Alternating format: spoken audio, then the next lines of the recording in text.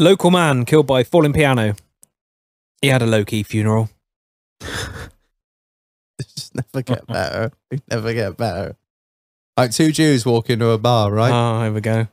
And one says to the other, "My boy, would you like to buy an elephant?" And the other one says, "What would I need with an elephant? I don't need an elephant. Where am I going to put it?"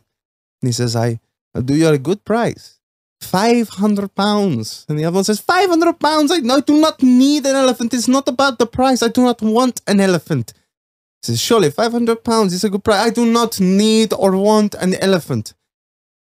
"Okay, what about 2 elephants for £500? The other one says, "Now we're talking." Fuck's sake! I thought that was a really good one.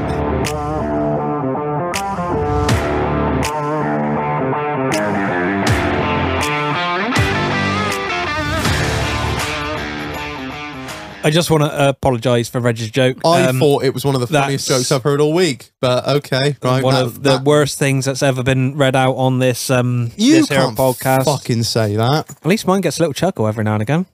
Some of them are more out of pity than anything else, but there we go. Good evening, internet. Welcome back to another episode of In the Doghouse, the podcast that if it were a piece of religious clothing, it would be Mia Khalifa's hijab.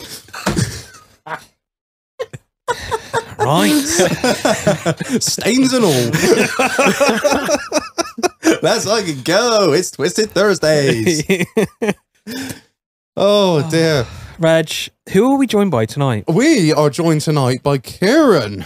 Kieran from Orley Fox. Kieran, how are you, mate? I'm good, mate. How are you? I'm very well. Yeah, I've had a good day. Good day. Not too bad. How's your day been? Yeah, it's been good. It's been good. Yeah, I was a bit late getting there. But... Oh, shouldn't worry about that. We go on till late, so we're not fucking worried. It's only fucking work at 6. What is it? It's just another fucking day, isn't it? Yeah, I'm not lying. Oh, what, 6, mate? Fucking lying? Says Mr. Work from Home. What I want. I shit where I want. Fuck's sake. Shit and wank. Oh.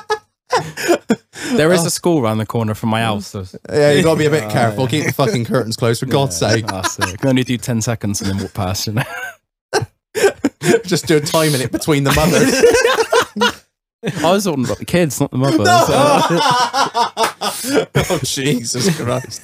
Oh, Philip. It's going to be a long night. It's going to be one of those episodes, isn't it? I can see it coming. Oh, Marlon. Oh, right. So, now, Marlon, as you know, it is no secret that the podcast has grown. It has grown. In the last couple of years that we've been doing it, and with a growing audience, as you well know, it brings... Remix. But yeah, fucking tripping over my own words here. I haven't even had as much to drink as Kieran, fuck. It means more sales on the website, more Patreon subscribers, more sort of outgoings. But what does all that mean, Marlon? Well, as soon as you get to that kind of level, you need an accountant. You need not only that, someone to cook the books. Well, tax, man. I don't want to pay fucking tax, but you've got to. But how do you minimise the amount of tax you pay? You get an accountant. You do. You get a fucking good accountant. That's the main thing. If there's one thing I've learned in the last sort of few years, that a good accountant is absolutely invaluable to any business, especially if you're anything like us and have absolutely no idea what the fuck you're doing. And the last thing you want to do is work as hard as we do, and then to end up with a massive fucking tax bill that you haven't got the money to pay.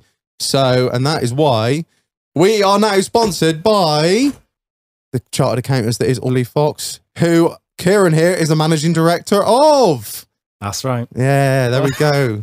Appreciate you being here, man. Thank you for helping us out and partnering with us on the next few episodes. So really appreciate it. No worries at all. Thank you for having me. Yeah. So, how's the week been, mate? It's been really good. Yeah, I sort of met up with a new client yesterday, and they were.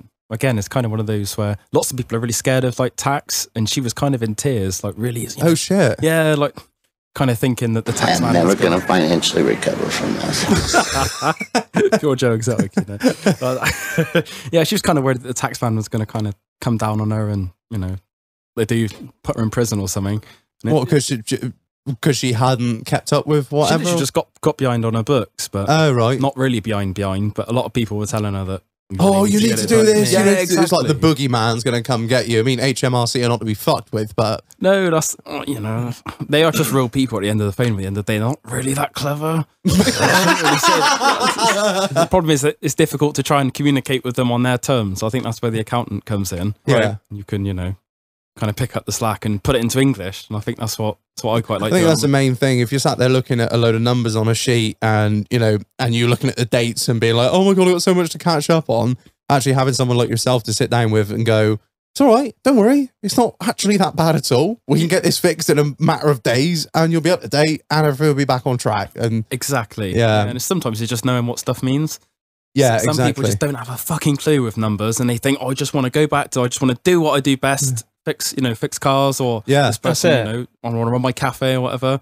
Let me do that and let me just pay some monkey to go and run some numbers. And Yeah. I'm the monkey. Exactly. I think it's you know, it's the division of labor almost. So Yeah. find someone that's really good at doing that and get them to do it for you. Like Exactly. me, I'm shite. Well, I'm not shite with numbers, but I don't understand tax. I don't understand any of that shit. I don't understand how it works. You know, hence the need for an accountant. I'd rather just pay someone to fucking do it and do it right. Like when it comes to plastering a fucking wall or something, I ain't got a fucking clue what I'm doing. Get someone else to do it that knows what they're doing. Exactly. And then you got to fucking worry about it, have you? Yeah. I mean, it's fortunate to be in that position, but you know, I can completely understand where you're coming from, mate. Yeah. So yeah, other than that, good week. Good week. Yeah. Busy. Fairly busy. Yeah. I've Fairly just kind busy. of took this on in the last couple of months. So it's just been a case of getting on top of everything, you know. But just, yeah, it's been loving it. I've always wanted to do it my whole life. That's the main And now thing, you're man. here. What a virgin. You know what I mean? Yeah. What a virgin. Just pure anal. So never a virgin. The eternal virgin. Eternal virgin. You know. Religion in that. Yeah. For Jesus. For Jesus. For Jesus. Yeah, that's it. And, you know, just like the priests, only under 15. Oh, Jesus. Oh my God. I was watching the funeral and I tried so hard not to make any jokes about the choir boys. You need something to wank to, though, don't you? I mean, Megan was looking for it. God damn. God damn. It was a good cum shot when that tear rolled down her eye. You are scum. He's influencing me. He's a bad influence. Never thought I'd have someone in here that was fucking a bad influence on me. Jesus Christ. Oh dear. So Marlon, what about your week? Less wanking to the funeral, I hope. Yeah, I watched the funeral for a bit, mate. It's sad, wasn't it? And then I just got I just had other things to do. Like what? Xbox. Oh, important stuff then. What are you playing? Yeah. Because they've just announced a new Assassin's Creed game. I've gone back to like Ezio Collection. Ooh, nice. It's all right. It's not as good, but Oh, good. it's playable. I've not played Assassin's Creed since Ezio Collection. That sort of era. And then I moved to PS5, and I've not touched an Oh. Assassin's Creed. I know they're on PS5, but I was just then on pure God of War. What's that God of War like? Any good? It's pretty good, mate. Yeah, just some bold dudes smashing up. I don't know what they are, but it's great. Just taking out that That's numbers it. That's rage at the end of the day. Fuck you, coward, you stupid books. Suck it. Oh man, I tell you what, I've really the only game I've really gotten into is like is Fallout, like big time. Oh, Fallout wow. 4, fucking love that game. Brilliant. And then I like every couple of months I like Google Fallout 5 and like It's coming. It's coming. That's Bethesda are just like it's on our list. It's like 2030 was the last. Well, they've just been taken over by Oh, great. somebody bought them out. Probably Microsoft. Yeah, I think it was Microsoft. Yeah. Microsoft So- like buy everything, don't they? They're literally gone on a But buying now they've spree. got more money. Oh yeah, but That's the thing. Like it's coming. Don't worry about it. I'm not buying Did an you- Xbox. What is the new one? Series X. Series. I'm not buying a Series X until Fallout 5. There's nothing else I want to play. Oh. See, they leaked all of a lot of GTA 6 That's stuff. it. That's what I was about to yeah. say. Yeah. I'm excited for that. I did see that. What absolute Giga Chad leaked that. I saw it. I was like, oh shit, someone's getting the sack. Well, some of this footage is from like 2 years ago as well. I know, but the thing is, it looks. What gets me is that like the nowhere near finished GTA 5 looks better than anything Activision put out for Call of Duty. A finished Call of Duty game is nowhere near as good as this half-baked fucking thing the Rockstar have been brewing for 10 years. Yeah. Like the faceless mannequins are just going around. Yeah, that's it. Yeah, it's like, oh, there's no fucking downloadable content to actually play the fucking game that you got to pay for. It's just nice to be able to murder a prostitute and not get put in prison, isn't it? That's it. You can live out your fantasies. I know. I've got to keep buying like rolls and rolls of cling films. I wrap them up and kick them down an embankment. You want to steal this car? Steal this car.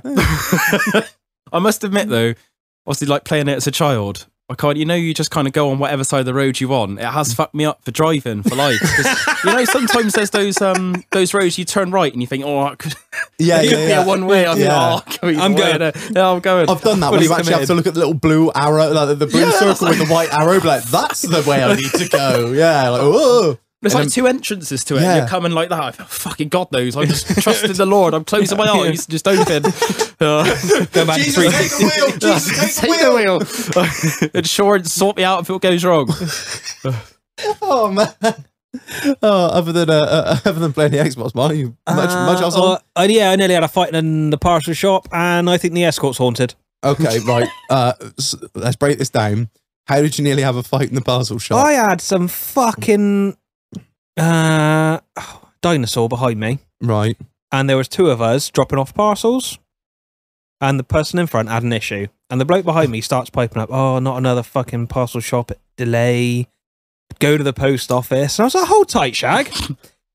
It's 8 o'clock at night. Where's the post office open? He's like, is what you could go in the day. I could go in the day, yeah, but then I'd have to quit my job to go in the day. Do you want me to go on the dole? So you weren't the one having the problem. It was someone in front of you. Yeah, I just feel... And you were standing up for him. Marlon, the good citizen. No, because I had like 12 parcels in my hand, so right. I'm next. Yeah. Get your merch, guys. I just... Fuck off, you cunts. If I wanted to go to the post office, I'd go to the post office. I don't want to go to the post office. I'm using a parcel shop. Suck a dick and die. Well, we can't. How many? What age do you have? One parcel? Was he probably sold like some fucking porcelain figurine of a little boy fishing on eBay? Yeah. Getting rid of all of his evidence. Frick. And then got the escort ready for going out yesterday. Mm-hmm. And so I had when you say going out, Marlon, where was it going to? Well, I was going to take it to work. To do what to it at work? Nothing. No? Just drive it. Oh, drive I thought you were slapping MOT on the fucking thing. It's MOT'd. Oh, it's done. That's Passed. a first for everything. Didn't even go on the ramp. Allegedly. I came home last night. The fucking interior light was on. The interior light hasn't worked since I've bought it. Why is the interior light on all of a sudden? There's gremlins in the system, Marlon. Queen Lizzie lingering about. What? Princess Di, she was keen for an escort. What? Still on the dashboard. What the fuck? That did not go down well. Did not go down well. I had a lot of messages about that joke. I was like, I don't apologise for the joke. I just apologise for the timing. It was a sad time, but you made a lot of people's day, I'd imagine. Laughter is the medicine everyone needs, right? Yeah. Yeah. So the escort's haunted. Anyone want to buy an escort? Not me. It also needs a roof. The roof is fucked. Shout out to the Patreon. Thank you very much. Reg, how's your week been, mate? Mate, it's been all right, actually. I've not a huge amount on. What I have been doing, got a bit of a rat problem at work. Never had a real rat problem, but like a rat is in there's a mole in the MI6. No, there's like a rat in the kitchen. What am I gonna do? UB40 style, right?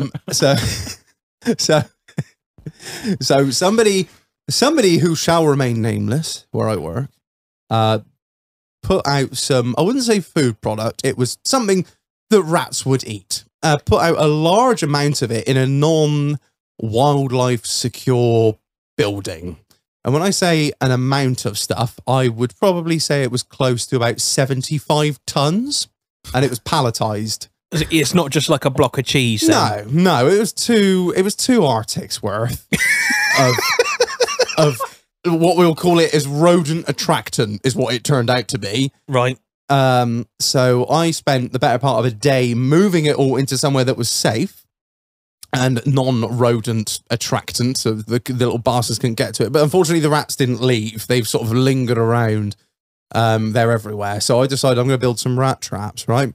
Now, I used all of my big brain energy for this. And a shitload of YouTube. Yeah, a shitload of YouTube and a hot glue gun and some weights and a angle grinder. So full Bear Grylls spec here. What I've done, and I want to know so basically what I've done is I've got some 25 litre drums and I've cut, like, I've done 3 versions. There's Rat Trap V1, V2, and V3. So Rat Trap V1, which I thought was pretty ingenious, is An assault course. it's a spinning tube.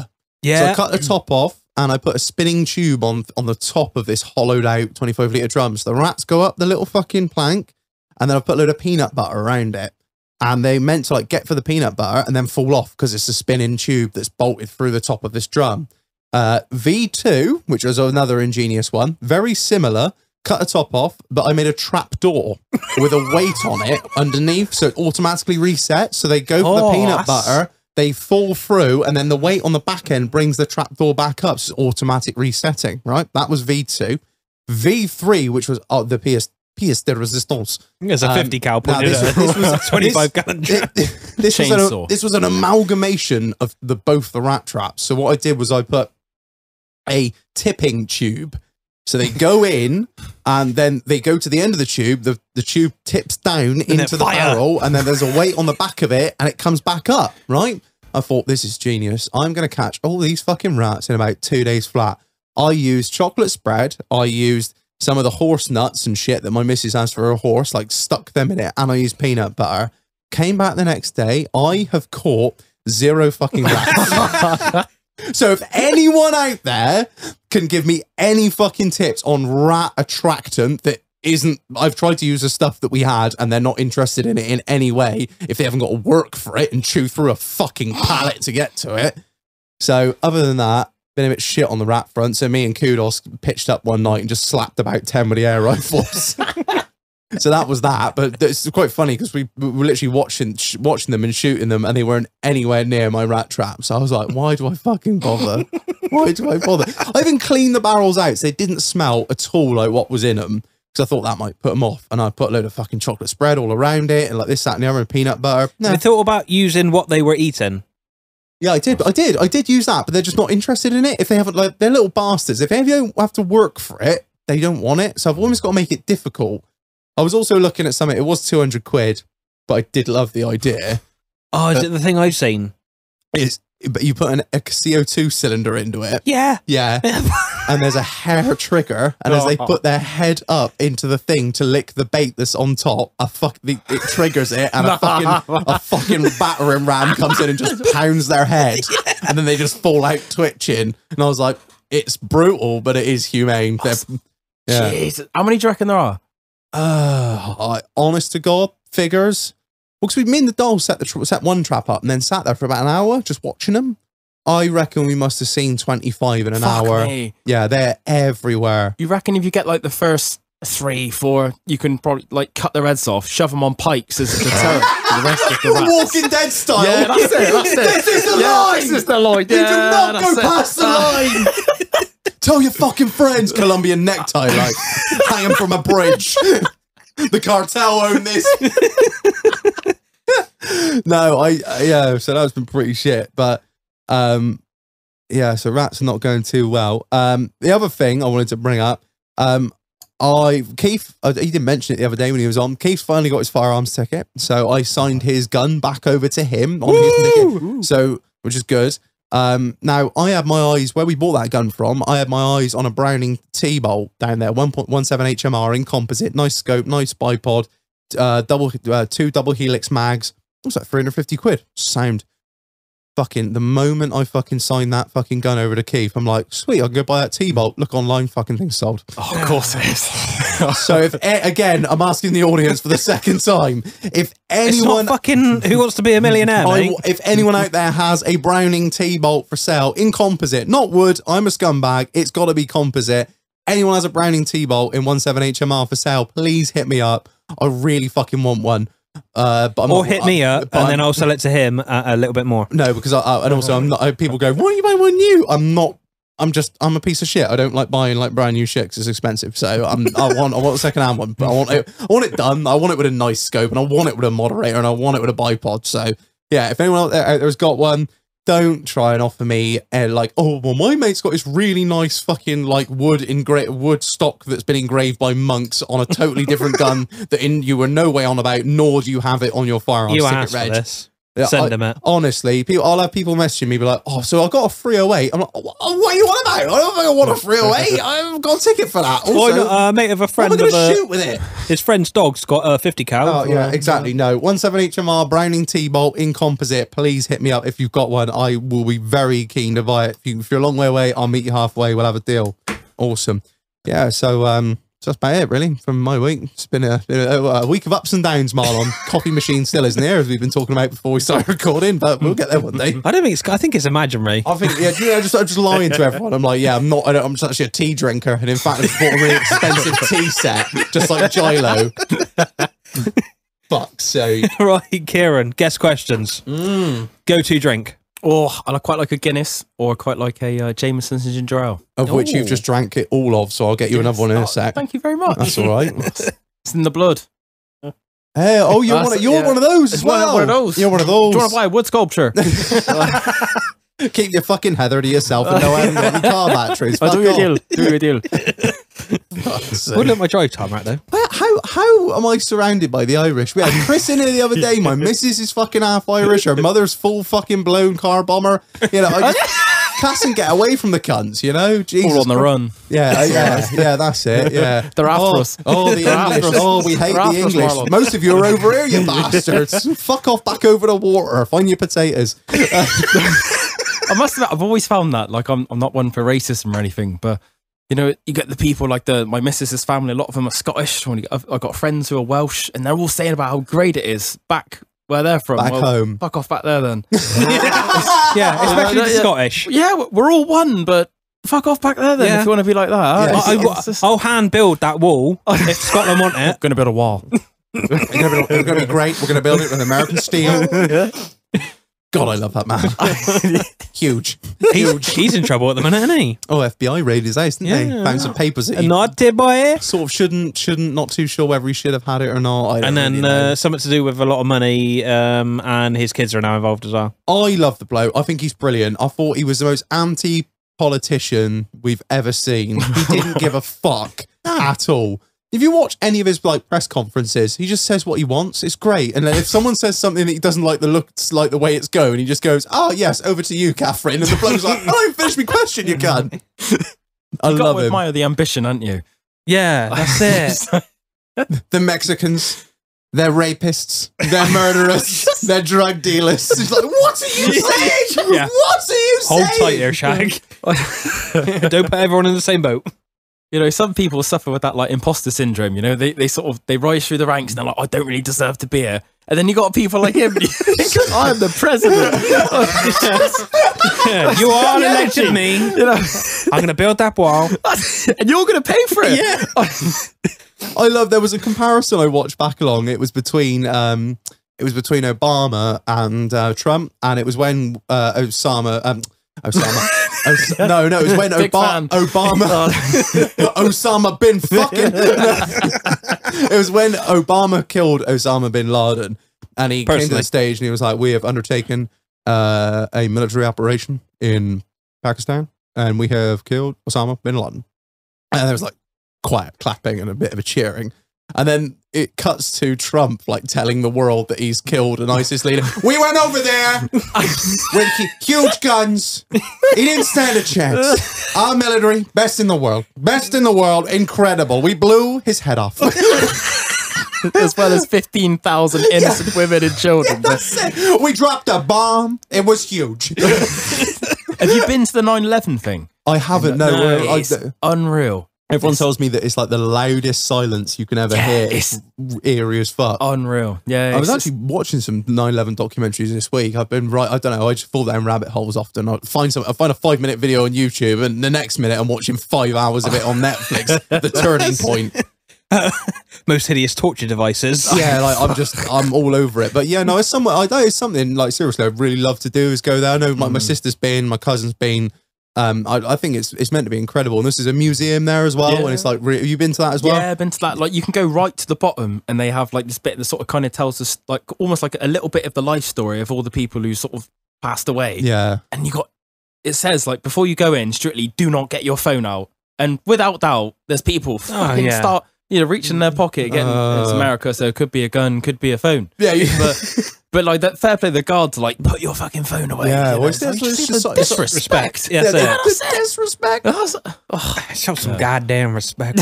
No, I was watching a documentary on it the other day. It was fucking harrowing. It's fucking harrowing. Well, the one thing that the sort of, I say positive, but the one uplifting story about that was the Flight 93, which I found really interesting. Yeah. About how those people overran the cockpit and fucking plowed that plane straight into the ground, sacrificing themselves, but stopping, like, you know, mass casualties at either the Capitol or the White House. They don't actually know where the flight was going.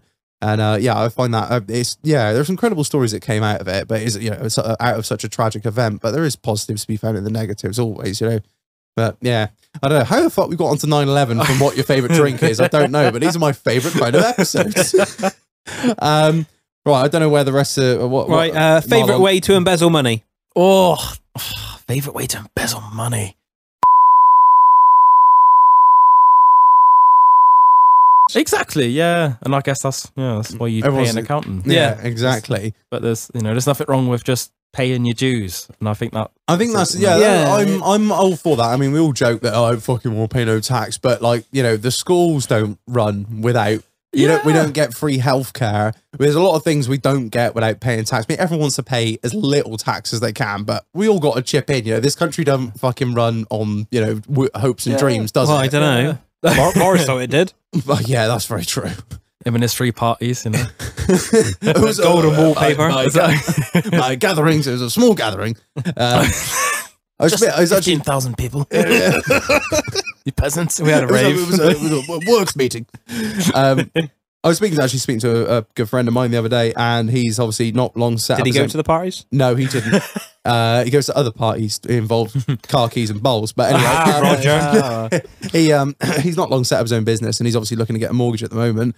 Now, he's like, the first 2 years, he like absolutely ran on the bent, like all cash, absolute minimum going through the books. And then he's like, yeah. And then I went into the bank and asked for a mortgage. And they're like, we've made no money. And he's like, oh fuck. Yeah, it does come round to It bite you in does, the ass. you know. Yeah, of course and it does. now everything's having to go through the books. He's like, I'm gonna have this fucking whacking great tax bill, but he said that's the only way I'm gonna be able to afford Yeah. the house. He said, like, I was making incredible money. He said, but it was all fucking stuffed under the mattress. But you can't turn around to the bank and be like, oh no, I made loads. It's just all under my mattress, mate. They're gonna be like, you can't tell me this. Yeah, you look, you know, a lot of the COVID grants, the SEIS ones, for the self-employed, Yeah. the people who completely undeclared everything they had, Yeah. they've get fuck missed all. out exactly. Yeah. Yeah, and, Absolutely.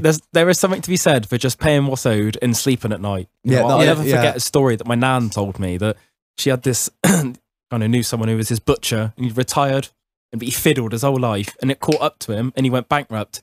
No. They took him for 70 grand or whatever. It doesn't take long, you know, to... Yeah, like I always like, you know, we all know people that are sort of have been running on the bent for ages, but I don't know anyone that's got away with it forever. No. Because, like you say, greed is something. Yeah, that greed gets to the greed more. is- That's it, Exactly, you get a little that's bit, greed, and you get yeah. a little bit more, and you get a little bit more, and then Exactly. next thing you know, you're driving around in a DB9. Stop telling people my hopes and dreams.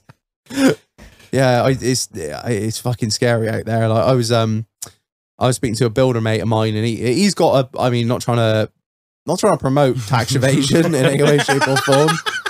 But he was like, Monday to Fridays is through the books, Saturdays is for cash. Yeah, and I was like, I think 90% of the country runs that way. Yeah, there's something sexy about it, isn't there? It's not Yeah. quite paying what you're owed. Yeah, I think that's it. But if you know, I don't know if you look at it in the long run, if you want to, like you say, you want to go buy that house or you want to expand the business, and the bank are like, oh well, you're nearly there. But if you had another like 10 grand a year on your books, you're like, motherfucker, I had 10 grand in cash under the fucking bed. Yeah, that's Yeah, nothing you can do about it, really, is there? and you know, you're trying to launder that 15 grand of cash. It's quite difficult. Yeah, I'm watching Breaking Bad a lot. But you know, I know all about it. Much the same as that, really. Yeah. That and Ozark, isn't it? It's, Yeah. it's, Mate, Ozark's so good. I'm like 3 episodes in, Shit, but I just it's so good. It's so dark. There's no funny bits in it. But you watched Ozark? No, I haven't. Jason Bateman in one of the best roles I think he's ever been in his life, because he always plays like the kind of serious guy in like a funny film filled with idiots, and this is like the first film I've seen, the first program I've ever seen him in, where he actually plays a really serious character, and it's fucking amazing. so draw a lot of parallels with that, you know, sort of seeing his wife getting smashed by someone else. That's good. And then he falls out of a window. I'm not going to ruin it for anyone else. You have to watch Ozark. It's on Netflix. It's fucking dark, but it's really, really good. Right, next guest question, Marlon. Most mental thing to happen on a night out. Oh, you know, so I'm not much of a massive drinker. I kind of like me food, but there was this one That is night. absolute bollocks. You've been through 3 double Jamesons and we've been here an hour. It's in me blood, Jim. It's in me blood, Reg.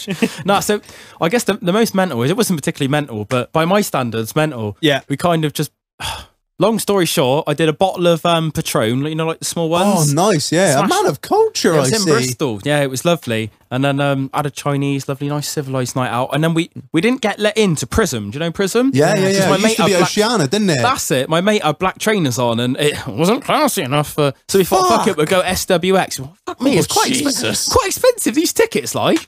And then all of a sudden, I thought, I've heard this song before. Oh, it sounds quite it sounds like it's live. Looked up, fucking Professor Green's performing. So I thought, oh, that's all right. I just stumbled in, completely mashed, like in this Professor Green concert. It was great. God, he's That sounds like my ideal It night. was a lovely night. fucking hell. They want £30 to get in here and robbing cunts. Yeah, that's it. I was They're like, fucking hell. Yeah. And then got back to the hotel, head on the pillow, you know, nice sound it, and oh, hang on, that tequila's coming up. Oh. And then there was, you know, it's a special fried rice all in the sink. Oh, And it'd be a waste to let it go, you know, let it go down. So in and back. No, I'm joking. And my face is like, oh no, my stomach can't take this. No, I did have I went to Barbados over Christmas with a mate, and he drank too much. He threw up in the sink, and he's my best mate, so he's like my brother through and through. And he went back out, and there was just me, and I thought, it's kind of both of our sinks. Like, I kind of want this to be nice, so I was just fishing all of this sick out. mate. You know, I was like, No, I can't. no, No. that's fucking made grim. a lovely knock it in a sandwich, and I'll take with. No, Knocking a sandwich and I'll take with, like. I love how you just went to Barbados with a mate. Just Yeah, so I had a bit of an interesting year last year. So it's sort of the tail end of my mates were like, they were already going, and they were like, come on, we've got a villa, fly out with us. So yeah, kind of just went out with 23rd of December or something like that. Stayed what? 2 weeks all over Christmas, New Year, and then come back. And got stopped by customs on the way back home because they thought I was smuggling drugs. It was just by myself traveling, so it kind of looked a bit weird. Motherfucker, do you know who I am? Yeah, so that was. But I got talking to the bloke, and it was a nice. Did you have to little chat. squat and cough? I didn't. You know what? I think I nearly was going to have to. I got talking to him. We kind of like made friends. And then he was like, they bought the swabs. Are we best friends now? Yeah, they bought the swabs, and they're like, oh no, don't worry, sound. And then off I went. Yeah, it was great. It was really weird because in Barbados, the culture is they were kind of very relaxed to drugs. Every corner, someone was trying to sell you cocaine, or I don't touch drugs. But yeah, the person was, my taxi driver was rolling a joint on the on the way home, and he took my suitcase. So obviously there was weed prints all over, and I thought, fucking hell, I'm in trouble here. But obviously I didn't touch anything. But I didn't really fancy a swab up the ass, like, you know, I usually like being wanked off at the same time. If that's, you know, but no. So yeah, thank you. That saved a lot of hassle then. Yeah, fucking hell. Right. Yeah. I was like, Fucking hell. So I want to take it back to the start. I want to sort of hear the story of how you became the managing director of an accountancy at 28. Must have been a bit of a hell of a ride. So we'll take it right back to the start. School. Yes. So all I ever wanted to do since I was young was be an accountant. I know it sounds proper weird, doesn't it? That does I sound... know. Is your old man an accountant? No, he is a manufacturing technician. He makes shredded wheat. So hit me up if you guys need shreddies. My mum's a hairdresser. Nice. I basically had a chat with my gramps. I think it was, I must have been in like year 3 or 4. And he's like, oh, you should be an accountant if you like numbers. Always like maths. And yeah, ever since it just, It stuck to you, like. Yeah, very much like everything I did from that point forwards, I just wanted to be an accountant. So like, it's going to sound really lame, but like, you know, you pick your GCSE choices and it was, I want business studies, I want maths, I want ICT. None of that fucking art nonsense. Or like, do you know what I mean? That's it, take art, it's a cop out. Yeah, and that went all the way through A levels, and then I got this. I guess the whole thing was I got an apprenticeship with this small family firm in Bath, and it was, you know, like salt of the earth people. They all knew you by name, and like when you're training in accountancy, there's a lot of big firms, and they treat you like shit. Yeah, they pay you fuck all, You're and just you're charged, a number. Yeah. You're probably paid £10 an hour, and you're charged out at 60. Oh, that's what really does me That's in. it. It's like And they're like, oh, we can't afford to pay you anymore. Like, what? right. Yeah, and like as you like, you know, if anyone's seen their accountant's bill before, some of the bigger firms charge a lot of money. Fuck and- me, don't yeah. yeah. But you see, I'm going to say it now. And when I asked, we were talking before we started about what car you drove, and you said you drove. No, but you said you drove a Jaguar XC, like a, what is it, 68 plate? Yeah, 68 plate. Yeah, Absolutely fine. I have no problem with that. We had an accountancy back along. I would say, well, did we? No. Yes, we did. Yes, we did. No, we had an accountancy back along. And one of the blokes that worked there drove a brand new fucking Range Rover. Now, that's fine. That's absolutely fine. But, like, I always find, like, when it comes to sales reps or anyone like that, anyone who's coming to your place of work, who is doing work for you, and you're paying them money, don't roll up in a car like that. I know. Don't roll up in a car like that. So like It screams, doesn't it? £120,000 car, because you're always going to look at the bill and go, fucking pay for that. I did fucking pay for Yeah. that. That's why my fucking bill's so high. Exactly. No, And his number plate, get this, was NONCE. less tax. nah, man. Yes, it was. And anyone who knows what I'm on about will know, all right? Girls in the accounting firm that work for Mark, I know you. Big up. Keep studying, ladies. But yeah, that sort of stuff really fucks me off about how much they're charged out at. Yeah. So yeah, sorry, as you were saying, like you started at this sort of smaller firm in Bath. Yeah, and it was, you know, it was just a load of young lads together. And obviously, like, you know, we kind of had like a guy who's kind of a bit like a dad, looked after us all, really nice. Like bigger firms to run on, if you know, they set you a budget, so it'd be like, if you don't get this set of accounts done in 5 hours, we're gonna bollock you.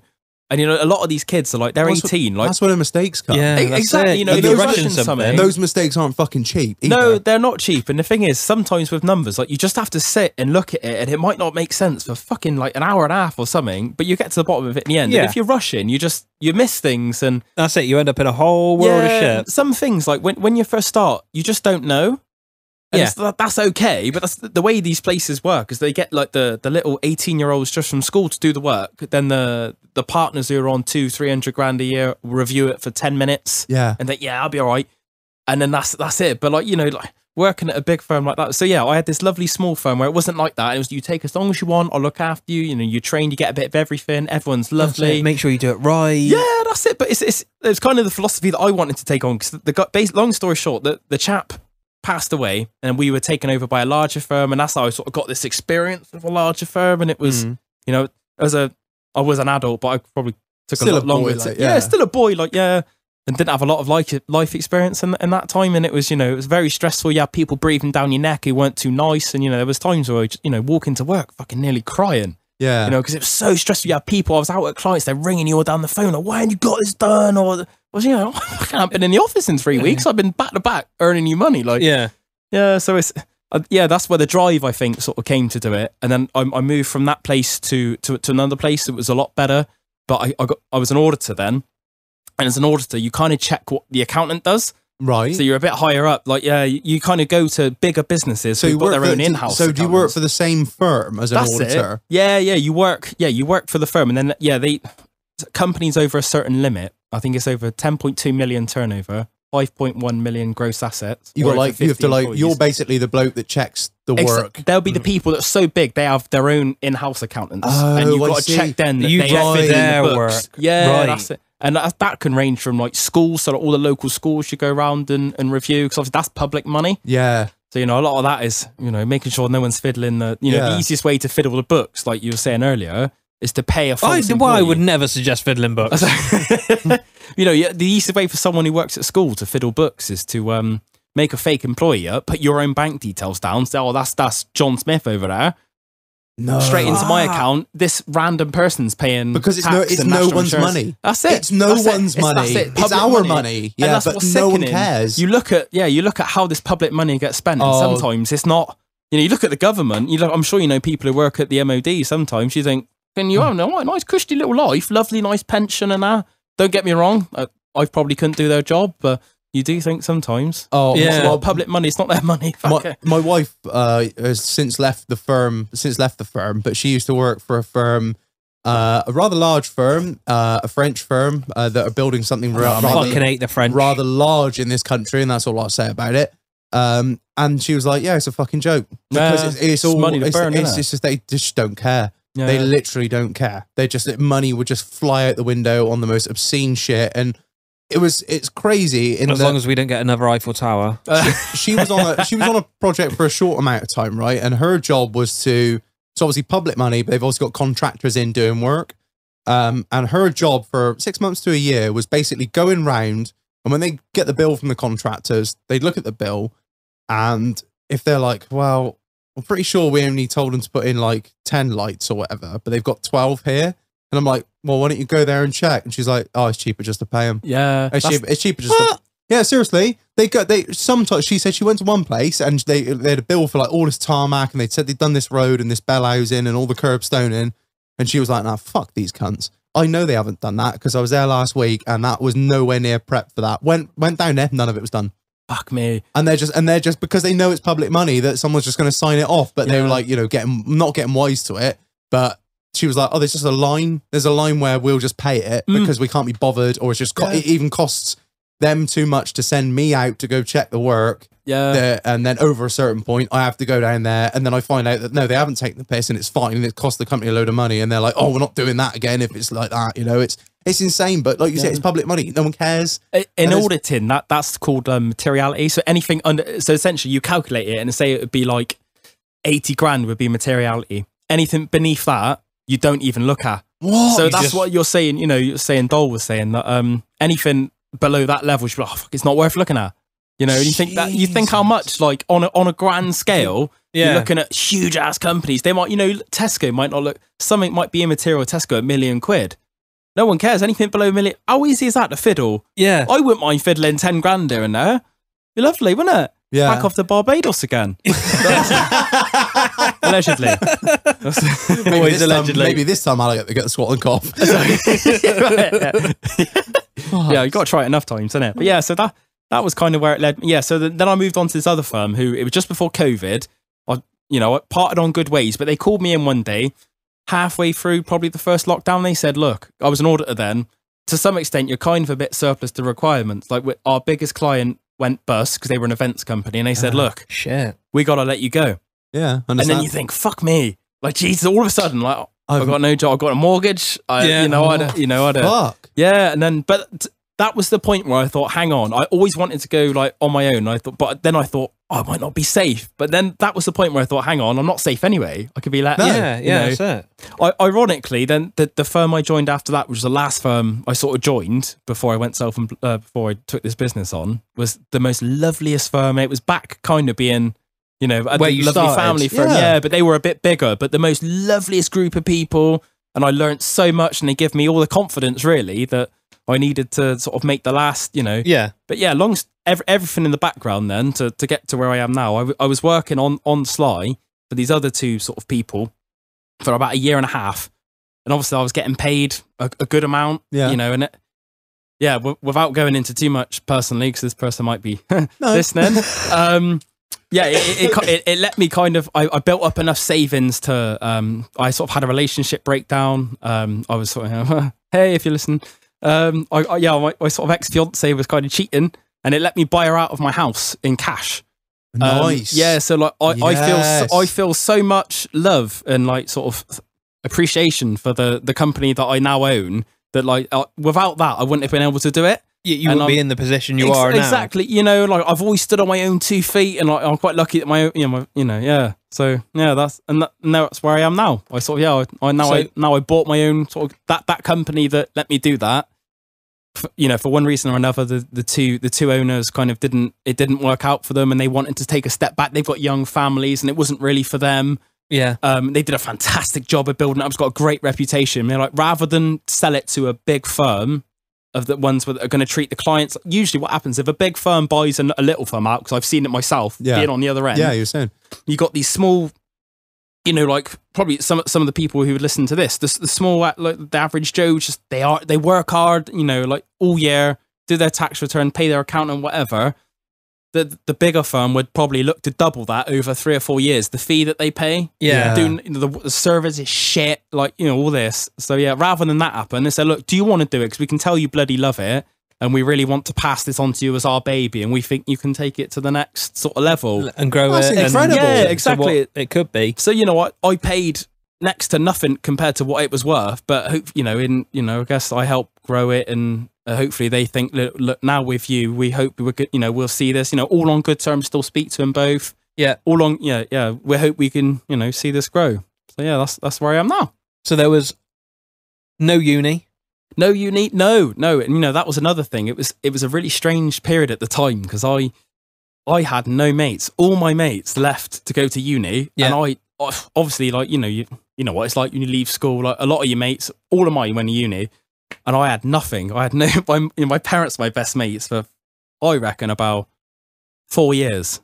Outside of, and you think your typical accountant, that's the sort of people I was mixed in with. Lovely people, but they weren't my sort of people. Yeah. And yeah, that's fucking, yeah. 0 of them were keen for a pint after work. Like, exactly, yeah. And, like, so all I did was... get fucked up? No. Yeah, exactly, like... I've got to go and look at some numbers, Shag. Exactly. Yeah, I got to go wank over a book or something. No, but like, so all I did, in the background then was I just lifted weights in my garage. And that's... Yeah, and that was did me all right in the end, but... Fucking fucking... I was going to say...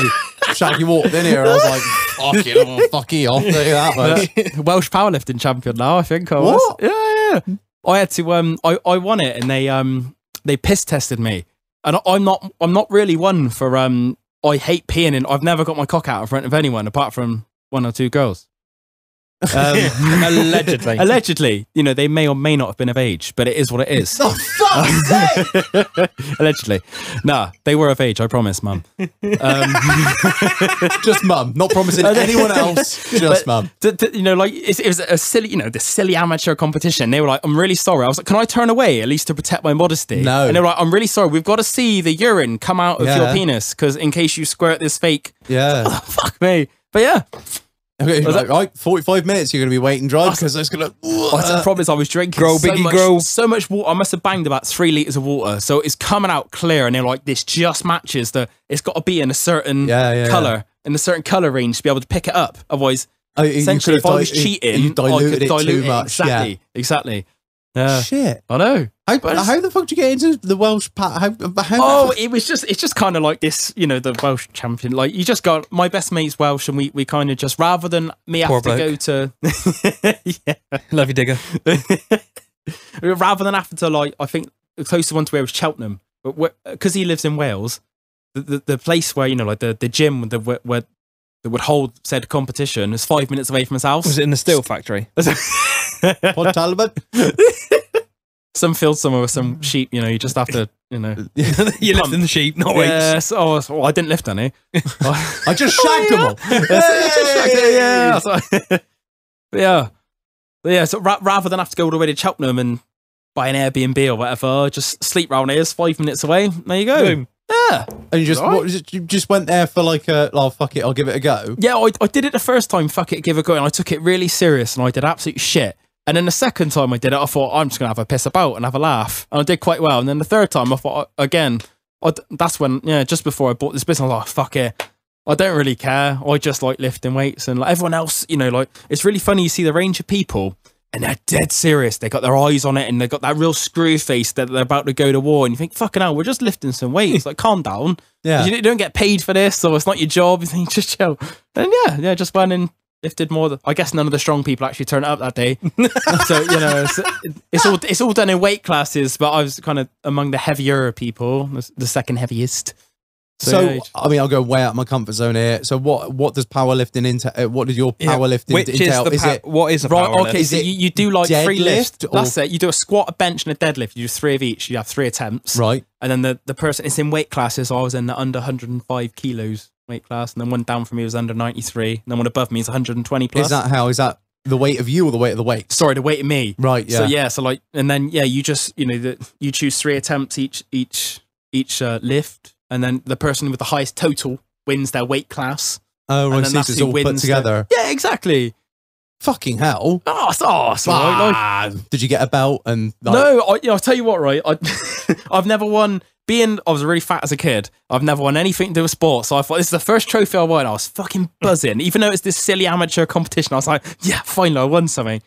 got to get this little trophy about that fucking big. Which is about 4 inches for listeners. Which was, bigger than my cock. So at least I got something. For women, that's 8 inches. That's 8 inches. Around. Think about it. Yeah, man on this. And you're there like, yes! Come on, you cunts! But yeah. So yeah. But yeah, all fun and games. And then I also do people's tax as well. So, it's nice to have the mix. Yeah, that is a mix. Welsh powerlifting champion. And I'm English, but half Irish, but I'm not even Welsh. But, I bet they love that. Fucking half English, half Irish, go to a Welsh competition. The thing is, like, you have to wear, like, these certain, you got to wear a singlet, which is very revealing, but you have to wear this special competition shirt underneath. And mine has an English flag on, so of course I got to tuck that, and I've got this Irish clover on my right arm. So I thought, right, I got to kind of tuck that, and then I can, not get discriminated against, which is a whole new world. I can only imagine what it's like for people who are actually different. I'm gonna say the only way you could have made that worse by just getting your prayer mat out at the start. Oh mate. So what was really the driving force between you, behind you, making the jump to sort of take over this place? Because surely that's quite a big, like, not a risk. But, there's no risk without reward. I mean, I had a couple of things come up in my life where 2020, my cousin hung himself. Oh, fuck, I'm sorry, man. That's all right. No, you didn't do it. I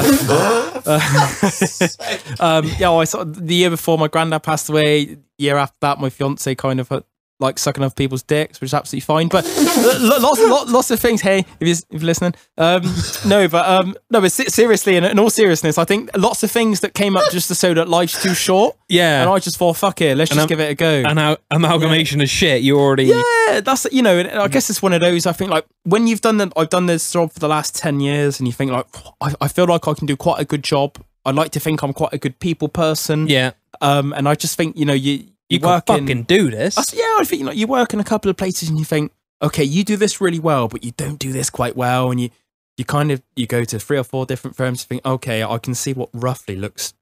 I mean, the main thing that people I feel like is they want someone they can get hold of. Yes, and someone who puts stuff. So many people, the sort of clients I sort of deal with, they're just normal people.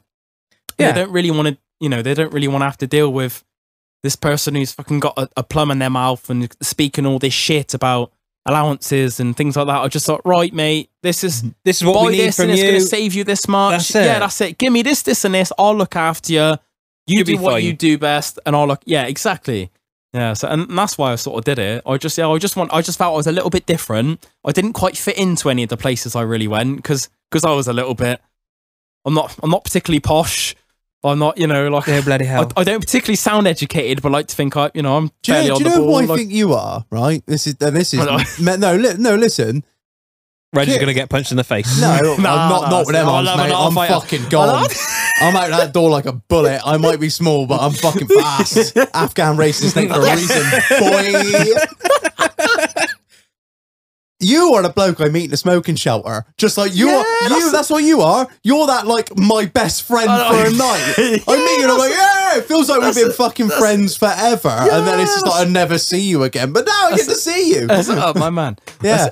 That's if I can do business with a guy like that, that's it. Easy to talk to, someone you can get on with. There's no bullshit. There's no fucking, I'm better than you are. Yeah, can have a fucking laugh and literally puts things in plain fucking English. Yeah, and doesn't act like when you make a joke about being at work running on the bent, they don't go, oh no, you can't. Yeah. Exactly. Don't tell me that. Like, you don't want that, do you? If you're just dealing with someone, you just don't want someone who's just going to chat shit like that. And it's all my clients, I got one phone. It's my personal phone. Ring me up whenever. It's my business. I fucking care about. Apart from these next few hours. Oh yeah, exactly. Yeah, we're on silent now.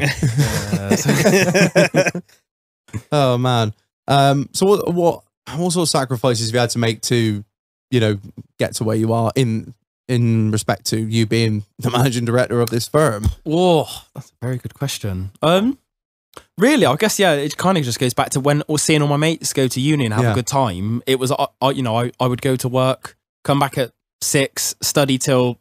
I'd go to the gym first, about an hour and a half or whatever, and I'd study sort of 9, 10 o'clock at night, go to bed. You study On your apprenticeship, this was. Yeah. So you do that kind of outside of, I was lucky I didn't have any, all paid for, all the courses paid for. Well, they're worth a lot of money. thing, though, isn't it? That's the thing. You're walking away from this with fuck all student debt. No debt whatsoever. Unlike all these other fucking idiots. They're coming out of university. They're 50 grand in debt. They got a piece of paper. Have they got any experience? None. Have they fucked? They've worked in a fucking coffee shop 2 days a week to fucking get some more money together for fucking blow on the weekend while they're at uni. Whereas yourself has put in the fucking hours after hours. Yeah. You've got your qualification. You've got all these years of experience, and you could walk into any fucking job. Yeah, my wife did exactly the same. Exactly the same as you. She did a 5-year apprenticeship. And then when she finished her 5 years, she had her piece of paper and she also had 5 years experience. Yeah. And that's what employers are looking for. It's shit at first, you get paid nothing. But all of a sudden, literally you finish that and the world's your, I was saying like I got made redundant. I found a job the week after. And you know what I mean? And that was, I thought I'll have a week to chill. Like, no. And then all of a sudden, like, I'm just lucky, like, I guess you make your own luck. But yeah, that's what, I can see the allure of going to uni. I think it's not for the qualification. I actually think it's for the life. Yeah, it's for the lifestyle. I didn't grow up, I don't think, until I left home. And I left home a lot later than probably a lot of people would have. I probably left home when I was 25, 20, So that's about right. If you haven't gone to university, then that's the sort of time where, like, I wouldn't even say most people, a lot of people, I know a lot of people that are still at home with parents and they're like, 28, 20, 29. Everyone's got different circumstances, haven't they? If you haven't found like a life partner, how the fuck are you meant to get a mortgage on your own? It'd be almost, that's it. And if your goal is to buy a house, you're not going to leave home to go and rent because you're never going to get the money for a fucking deposit, Exactly. So this is it. I feel sorry for the young'uns these days. They can't win.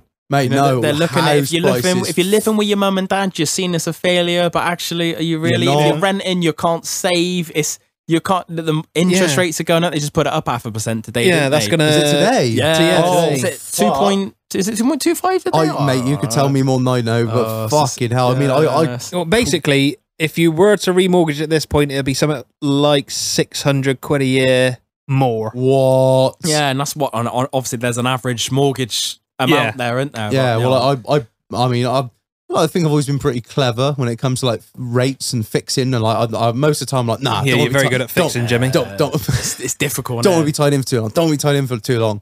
And then I spoke to my mortgage advisor, and I was like, "What are you saying? Because I think I need to fucking get as much as I can." She was like, "Get as much as you can for as long as you can. Do it and do it now." Yeah. So you've done well there. Well, that was it. And then I rang because we were like I think I said on the previous podcast, we were sort of vaguely looking at moving, and they quoted us. Like not a lot of change out of $2,000. Interestingly, tomorrow they're rumouring the stamp duty is going to get cut. So again, might be something you have to keep an eye on. But that's not till tomorrow. But that's only a or last week when. But that's only a fuck them and their stamp duty. But that's only a temptation, really, isn't it? If you think about it, stamp duty. If they're going to cut it, say in half, that's $7,000. But with interest rates at the moment, I got a lot of cheap money on this house at the moment, so I ain't going fucking nowhere. The thing is, as well, when you cut the stamp duty, but okay, but what does that do to the price of a house? Yeah. That's what happened last time in lockdown, like stamp duty gets cut and then all of a sudden the price of a house goes up 20%. You're fucking worse off. Well, that's it. There's same no with fucking fuel. Same with fuel. Take 5 pence off of fuel duty. The oil companies put 5 pence on it. They're cunts. Yeah. It's the same in all things like this. It's I wouldn't say it's rigged. So I don't want to sound like one of those. It is cunts, rigged. But They're all cunts. It kind of is. They're all out for money. If they can find an extra $7,000 on our house, they'll just be like, oh yeah, well I know you cut stamp duty, but all of a sudden all house prices have gone up $7,000. Yeah. Exactly. Yeah. So does it really? I think it's to try and stimulate like the building trade was obviously like Well, construction is slowing down. I can tell you that now for a fact. I mean, I told my missus to say in the public sector, do not go private because in a minute they ain't gonna be building their fucking houses. So we'll run out of land. We're gonna sink shortly. I reckon we just try reclaim some. We just start invading places like France. Number one on the list is France. Yeah, I'm knocking that fucking building down. But they'll probably give up fairly soon. We wouldn't even have to kill anyone, would we? That's it. Just raise a Union Jack over the Eiffel Tower. They'd be like, run away with their frogs' legs and croissants. Here, mate, give us that cheese and fuck off. Got any snails or no, Shag? Fuck's sake. Right, I think it's time to cut a break. I'm going to go get beer of the week and we'll be back shortly. Love you all and bye. Don't forget to moisturise.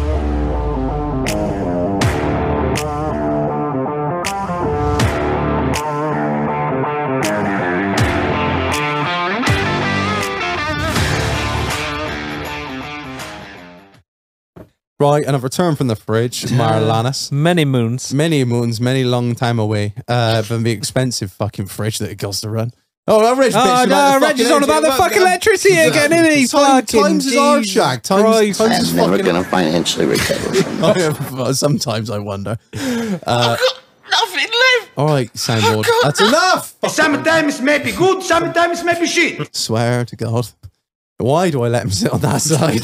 I want my own one here. I've got people moaning that I haven't banged it enough. Oh, do these people just hate me or something? They're just, I'll let it be the Marlon soundboard show. That's what we can call it. You can do your own little podcast. Okay. If my grandmother had wheels, she would have been a bike. It's just, fuck, I'm done. Anyway, right, Marlon, I've been to the fucking fridge and I have retrieved for us something brought to us by a previous guest, Chef James. Chef James brought this and I thought it was a very interesting bottle, to say the least. It's a really weird size as well. It's 550 ml, just shy of a pint, but over your standard 500 ml bottle.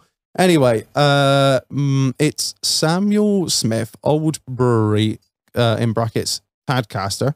Samuel Smith is a small independent brewery. Your brewed organic lager. Now that is not even the marketing bullshit. So Marlon, if you could take it away and please read the marketing bullshit. I don't know what accent I went for there. Just, fuck this. Brewed with great care, using only organic malted barley, organic hops, medium soft water. What is medium soft water? And a bottom fermenting yeast. Matured at low temperatures to bring out its delicate flavour and soft hop character finish. The cold maturation? Mate, half my fucking... Maturation period. Maturation period allows the bottom fermenting yeast to... That's too many bottom fermenting yeast. To secondary ferment. Oh my God, make it stop. And improve the lager's flavour and purity and condition. Serving suggestions: trout, amandine, salmon, fresh and smoked, all white fish, roast chicken, hot or cold, hors d'oeuvres, oh my God, quiche, Lorraine, and salad. That means it's really posh because it suggests it's like a wine. I think it's by looking at the pairings, they're quite sort of not bland but very subtle flavors. So I think it's going to be quite a subtle beer just by reading that. And then they throw in smoked salmon. Yeah, oh yeah, that's That's a fucking what a wild card that. Yeah, that's quite a right. Well, without any further ado, let's fucking get into these fucking monstrous great bottles.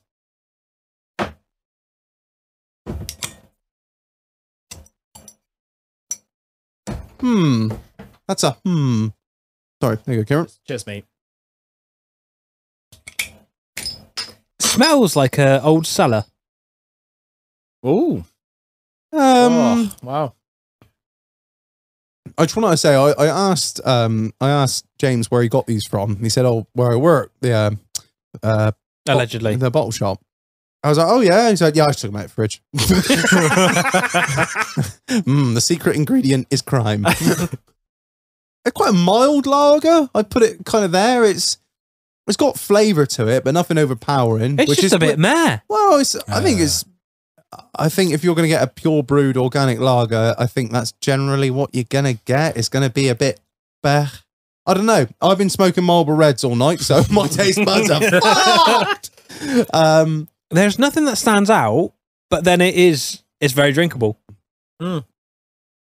It's an all-dayer, I'd say. It's 5%, so it's sneaky. You don't think it's 5%. But it's kind of just like, it's subtle. It's nice. It's just subtle. It's nothing. It's neither here nor there. I mean, probably I'd fucking dent look at the price of it. I wouldn't even want to know. God, Marlon's going to look it up. But it says organic, so that's it's got the vegan thing on the back as well. Organic Soil Association. It's also, oh my God, it is GBORG/05 EU non-EU agriculture with a little star. I don't know. What does that mean in English? Oh, I don't fucking know, mate. But I guess it's some sticker that they've paid a fortune. 12 of them are 44 quid. Jesus Christ! Fuck me. Are they at all? I can taste the vegan now. That's $3.60 a bottle. Well, I suppose it's not hideous. It's not hideous, is it? Whenever someone says beer costs like 40 quid, I'm like, what? But you don't sort of. It's a big bottle. It's not horrendous money. It's all right. I give it a 3. Really, it's kind of middle of the road. It's not offensive. No, it's not. It's, It's not smooth. bad. It goes down well. I'm at a 4. Oh wow. Okay. Right. Well, I'm at a 3. Kieran, what do you reckon? Yeah, it's like akin to a white wine, really, isn't it? Do you think if it was a wine, it would be white? There's not too much depth to it, but it's quite grapey. Are you I a think. wine man? I like a red, but not to I the do. Nancy level. It's just I like a steak, and it's quite nice with a steak, but that's as far as it goes. Yeah, red rest wine is- is my night juice. That's Yeah. what, I drink a bottle and I go straight to bed. That makes all the problems go away, doesn't it? Yeah, well, she'll drink a bottle of rosé and get her tits out. So, you know, That's- it's great fun. Between us, we make a fantastic pair. She's dancing around the fucking house like a mad woman, and I'm fucking pushing Zeds up on the sofa. So, yeah. I mean, Everyone's used to that now, mate. so what's your TripAdvisor rating then? Oh, hang on up. Oh, I do the same. I'm like, I can't remember what it tastes you like. Purely because it doesn't stand out. I'm gonna go 3 as well. Yeah? All right, that's Yeah. fair. We'll give that even that out of 3 then. Right, so that is Samuel Smith Old Brewery Tadcaster Pure Brewed Organic Lager, possibly the longest name in the world. Enjoy putting that on the Excel spreadsheet. that's a 3 out of 5 on the old TripAdvisor rating. Shout out to Chef James for stealing that for us. Thank you. That is the, I don't know how many beers that have been stolen for this podcast. Allegedly. Allegedly that keg fell off of somewhere and ended up in here. No idea what you're on I about. don't even know what make it was, what breed it was. Yeah, I don't know. Right, Kieran, we got some questions. I think, listen up, scumbags. I think you might learn something here. And I might too. This is why I'm asking Can the I questions. before we start, can I ask one question? What? So, what's the difference between a chartered accountant and a non-chartered accountant? Right, so a chartered accountant, you are essentially registered with the ICAEW, the Institute of Chartered Accountants in England and Wales, and all that means is you've done probably say a lot more exams. The exam's quite difficult. I think it's akin to a master's degree. It's quite difficult. Right. You're regulated by them as well, so there's lots of regulations you follow. So we have to do lots of anti-money laundering checks. You can't go on podcasts making nonce jokes. That's it, yeah. So like you have to abide by ethical principles, and one of them is you cannot bring the profession into disrepute. So I think after this, What's this, the 1900s? I know, right? Don't So you sully the name of the ICPW. Basically, yeah, so I could be gone, but you also have to pay extortionate fees Yeah. to be in. But I guess the thing is if you go with a chartered accountant, is that they've got to abide by strict rules, and They're probably, they gonna be can't alright. fiddle. Exactly, yeah. Like I've seen so many. Any cunt can call themselves really an accountant, but no one can call themselves a chartered accountant without being oversaw by these, And they come in, they check your files, they make sure your work's all right. You got to submit CPD, Check the hard which just drive. make it check the hard. Well, thankfully not. They got to make they check your work. You got to train. You got to do this thing called CPD, which is continuing professional development. So you got to make sure you're up to date with all Yeah. the latest stuff. Which I must admit, I've seen people over the years. They've not been on a course in the last 20 years. I don't have a fucking clue what's going on. Yeah. I'm going to draw a parallel to They're this. still on the typewriters. Like, Yeah, that's still on the typewriters. what I want to do from my point of view here, obviously in the motor trade industry, there is nothing like that. So you've got your IMI, you've got your MVQs, but there's no one going, hold tight, you actually can't work on that because you haven't got that qualification. We need something like that in our game. I genuinely think you do. Like, I think you're right because there's too many Facebook mechanics out there. yeah. Oh, mate, a mobile mechanic pops up Christ alive, every yeah. single day. Fucking hell. Dickhead's got a box of tools from Halfords, Yeah. thinks he's a mobile mechanic. Watch a few YouTube videos like me Yeah. and reckons he can have a crack at it. No. What the hell they can reek? Oh, Oh, And there's especially on this literally- new shit. There is no there's no governing body. There's no you can call yourself a mechanic just like that. And I mean, it's good in a way for like the grandfather rights, as it were, for like the boys that have been doing it for 40 years and they Yeah, probably but know they've more. got an established Yeah. business. Yeah, exactly. Yeah. Yeah, but then Cunty down the road reckons he's gonna fucking just set up as a mobile mechanic at the back of his fucking W-Reg Ford Galaxy. Yeah. And reckons he's gonna make a living, and instead he fucking don't bleed your brakes, and you end up fucking paying Dying. for a primary school. Yeah, Yeah. exactly. And there's fuck all accountability from It is their good in point that of view. sense, like you say, the accountability. If you've got this ticket or this bit of paper with your name on it that says I work to this standard and always will. But like you say, the flip side, the flip side of it is like, well, it's strange, isn't it? I think the but it's IMI totally were on different about industries. bringing something in a short while ago, but nothing ever came of it. What I'm saying, that like you can't work on anyone's car for reward without having a bit of paper. Yeah, Well, I think basically. that's fucking fair. That's Yeah, fucking- exactly. I'm not going to go under the knife by shag nuts that watched a few fucking YouTube tutorials. Exactly. And I reckon Yeah. you sort that Achilles hate for your driving. It'd be half the price of what they want down the fucking Bath Circle Bath like. Well, I guess the thing is, like my car, like the dealer quoted me 600 quid for a fucking service, or I can look and get one for 200 quid from another self-employed reputable person, for a independent. reputable person. If they had like a chartered motor person, I'd go with them. Like the Institute of Royal Mechanics or something yeah, like you that. think, Yeah. Jesus, they're exactly the same. No, They've we- got the same rules they're abiding by. Exactly. Yeah. And I think really that's where it Have we puts just it found a into niche in the perspective. market? Should I we think just, you have. I think we should just start this. The Dog ro- Ass Mechanics. Dog, Chartered fuck me, Limited. no. You don't want to put that name attached to any mechanics. Reg is certified mechanic. Just me with a Benson's hanging out of me mouth and a pint in the Cartoon other all hand. to fuck. Just giving it the big wink, like, yeah, it'll be okay. I hope.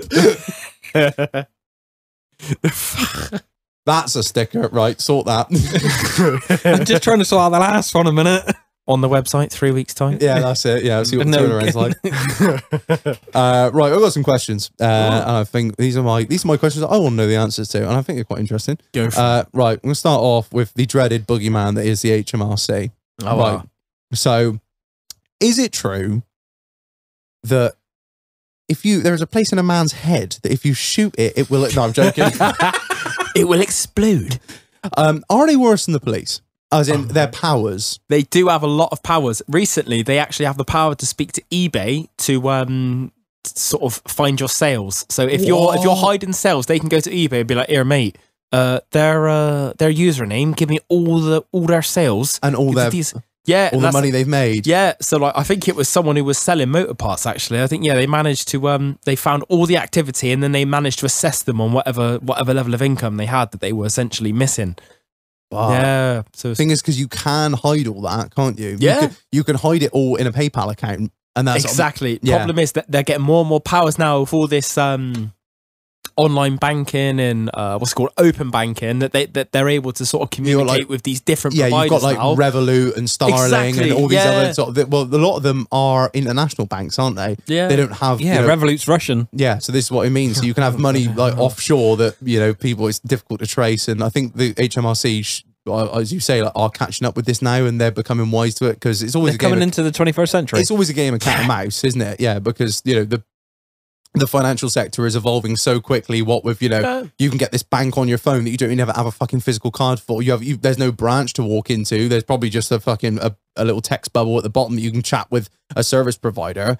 But when it comes to like paying tax, it's all a bit like, I'm not really sure. Do I pay tax on this, or if I just keep quiet, can I not? Kind of that's thing. it. Yeah, and you look at cryptocurrency probably 2 years ago, no one would think, I don't have to pay tax on that, or no one's ever going to find that because it's in a wallet. No one's going to know. Now, it's the same things applying. They're probably, a couple of years down the line, they're going to be able to, look Access into what's in your look at all the physical- providers or whatever. Yeah. Look at, I don't know what the name of the next, the biggest provider is, but Binance. yeah, that's it. Get in Coinbase, contact with yeah. them.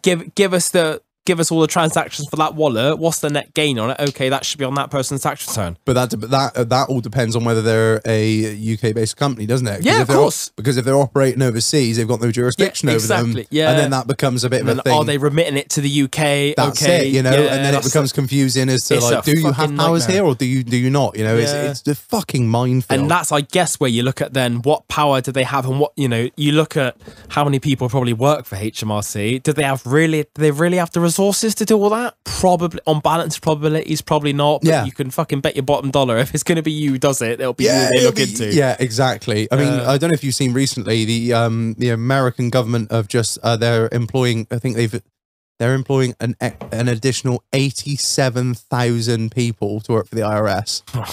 87,000. They need that, though. They do need that. And I think this is what we're going back to what we were saying about the cryptocurrency and all these these side hustles that people have dreamt up over lockdown and all these fucking backhand deals and this that and the other. They've realised fuck, Yeah. there's a whole load of Yeah. taxable income that's running through our country that we're not getting a hold of. So It's low hanging fruit. I think that's what they're going for. They, it doesn't take They need much some to, money. Yeah, they ruffle the trees and a few apples come down. That's Yeah. what they're really looking for. It's, you know, they don't probably have the resources to look into things that are really, you know, deep down hidden. But it's you look In the at dark that web. tip of the iceberg, they think, okay, that looks strange. Let's see how far it goes. Yeah. And that's probably what they're going to go for. Chasing something. Yeah, I don't have a crystal ball, but that's my take on it anyway. Yeah, well, I think that's probably a fair assessment of it, really, because like you say, they're always going to go for the easiest stuff. Yeah, of course, and then they'll chase that lead. You know, if you're like, oh shit, this bloke's just hit 10 grand in crypto, then hang on a minute. How many? Let's have a look how many people are invested in crypto. Yeah. 1 in 3 in the UK. Holy fuck! There's a lot of money out here to be That's had. it. You know, Yeah. it's fucking nuts. Right, Reg, we need to sell all our crypto. I don't have any because I'm not an idiot. The doghouse does. Oh, what? No, I'm joking. Just Yeah, thanks, Patreon. Yeah, Marlon's fucked it all on Coinbase. It's right. We own 1 Bitcoin. Fucking hell, fair play. That's right. I fucking wish. I'm fucking with Joe. So is it true that they have more power than police? Because I was told a story. I think I mentioned it back on the podcast in business studies. My business studies teacher told me that they suspected some guy of it was smuggling drugs, but basically the police were like, I don't know, and the HMRC were basically like, oh well, if he is, he's on the tax dodge. So they accused him of doing this, and they pulled his whole yacht to pieces. Trying to look for that was it, money. He was bringing in money into the country, no, not drugs. It was the other way. So he's bringing the money back. They ripped the whole yacht to pieces, trying to find this money, and they didn't find the money. And they were like, left the yacht in pieces. They're like, yeah, we didn't find any. Bye. Jesus, yeah, I would say probably in terms of investigation, they probably do. Yeah. You know, they can basically look at whatever they want. You know, you've probably seen stories of what's the most stereotypical. You know, someone who runs like a takeaway. And they'll send someone in there and go, okay, I'm going to buy a little, you know, a special fried rice or whatever. And then they'll look a couple of weeks later, okay, did that sale go through? Or something like that. Oh. And I guess then that's linking really to when you're concealing the proceeds of crime, that's fraud. And then that's where the National Crime Agency comes in. And Right. that's where the real power comes in. I You got know, an it's- issue for the National Crime Agency. And what's that? One of our local Chinese takeaways only takes cash. Only cash. They Only 20% off when you pay cash. And No, only cash. no card machine. No card. Nothing. Nothing. They have Only never. cash, mate. I mean, I would say. I mean, they're like, That screams they will tell tax avoidance. They will tell you, transaction fees, transaction fees, and I'm like, no, it's not. It's like the you know these what do they call them? Are not the transaction companies, whatever you want to call them, the people that provide you with the card machine and take the money and put it in Yeah, your they bank. do take a percentage, don't They you? do, Yeah, but it's anywhere becomes, from, like, It's fuck all, isn't it? it's become for what really it- competitive recently. Like over the last, probably 5 to 6 years, become really competitive. Anywhere from 1 to 3%. Yeah, it's low. I mean, yeah, well, you don't want to be losing that really, but you know, just for the cash ease is as such well, a innit? cash is such a dying thing. But the thing is, if they're so established as the Chinese takeaway that only takes cash, you're like, well, the cash machine is only at the top of town. I'm going to park beyond it. I have to walk past the cash machine to go there. I'm like, well, fuck it. So yeah, I mean that does. does scream. Scream, doesn't it? I don't- Yeah. And how they that? I mean, they must have been investigated. They must have been. I guess the thing is if they ever look and they see that it's just cash, actually you do it on risk assessment, and if you see that it's cash only, the risk assessment goes through the roof. Yeah. You think, you know, prove that you've taken £5,000 in cash that night. It's really easy to prove if you've taken £3,000 in bank card transactions. Yeah, Because you can it's sum all up, there. pay that into your account. haven't they? Exactly, yeah. Exactly. So, you know, that's, cash is dying, but it's probably because it is bloody difficult to prove. That has its own, you know, Yeah. benefits and drawbacks. I guess you can't Yeah. trace it, but the bad thing is you can't trace it. If you ever need to, if you need to prove to the tax man that okay, I've not fiddled.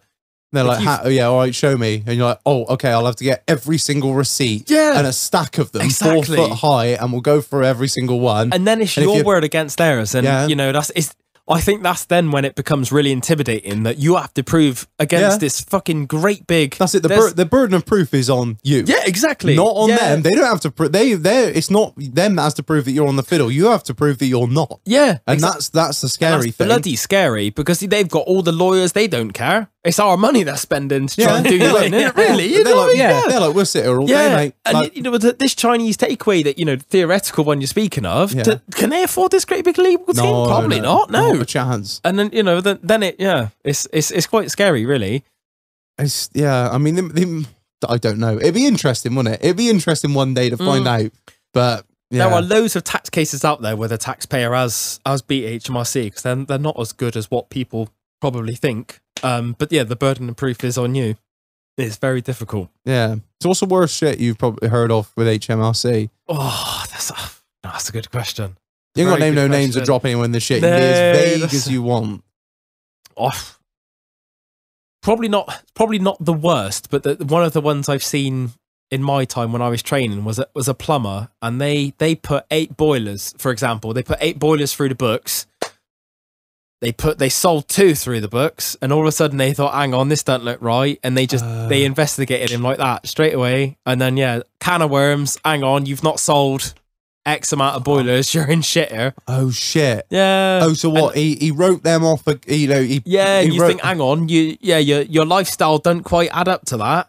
Oh. Yeah, and this is what I come back to was people being greedy. This, this chap got greedy. That's how it started off. That's how easy it they gets. just they just be like, oh, there's 2 boilers here that aren't accounted and that's for when for it comes to percentages and margins. Well, that's you said. That's see. him being fucking greedy. Yeah. That's him trying to. But he's buying 2 boilers through the business.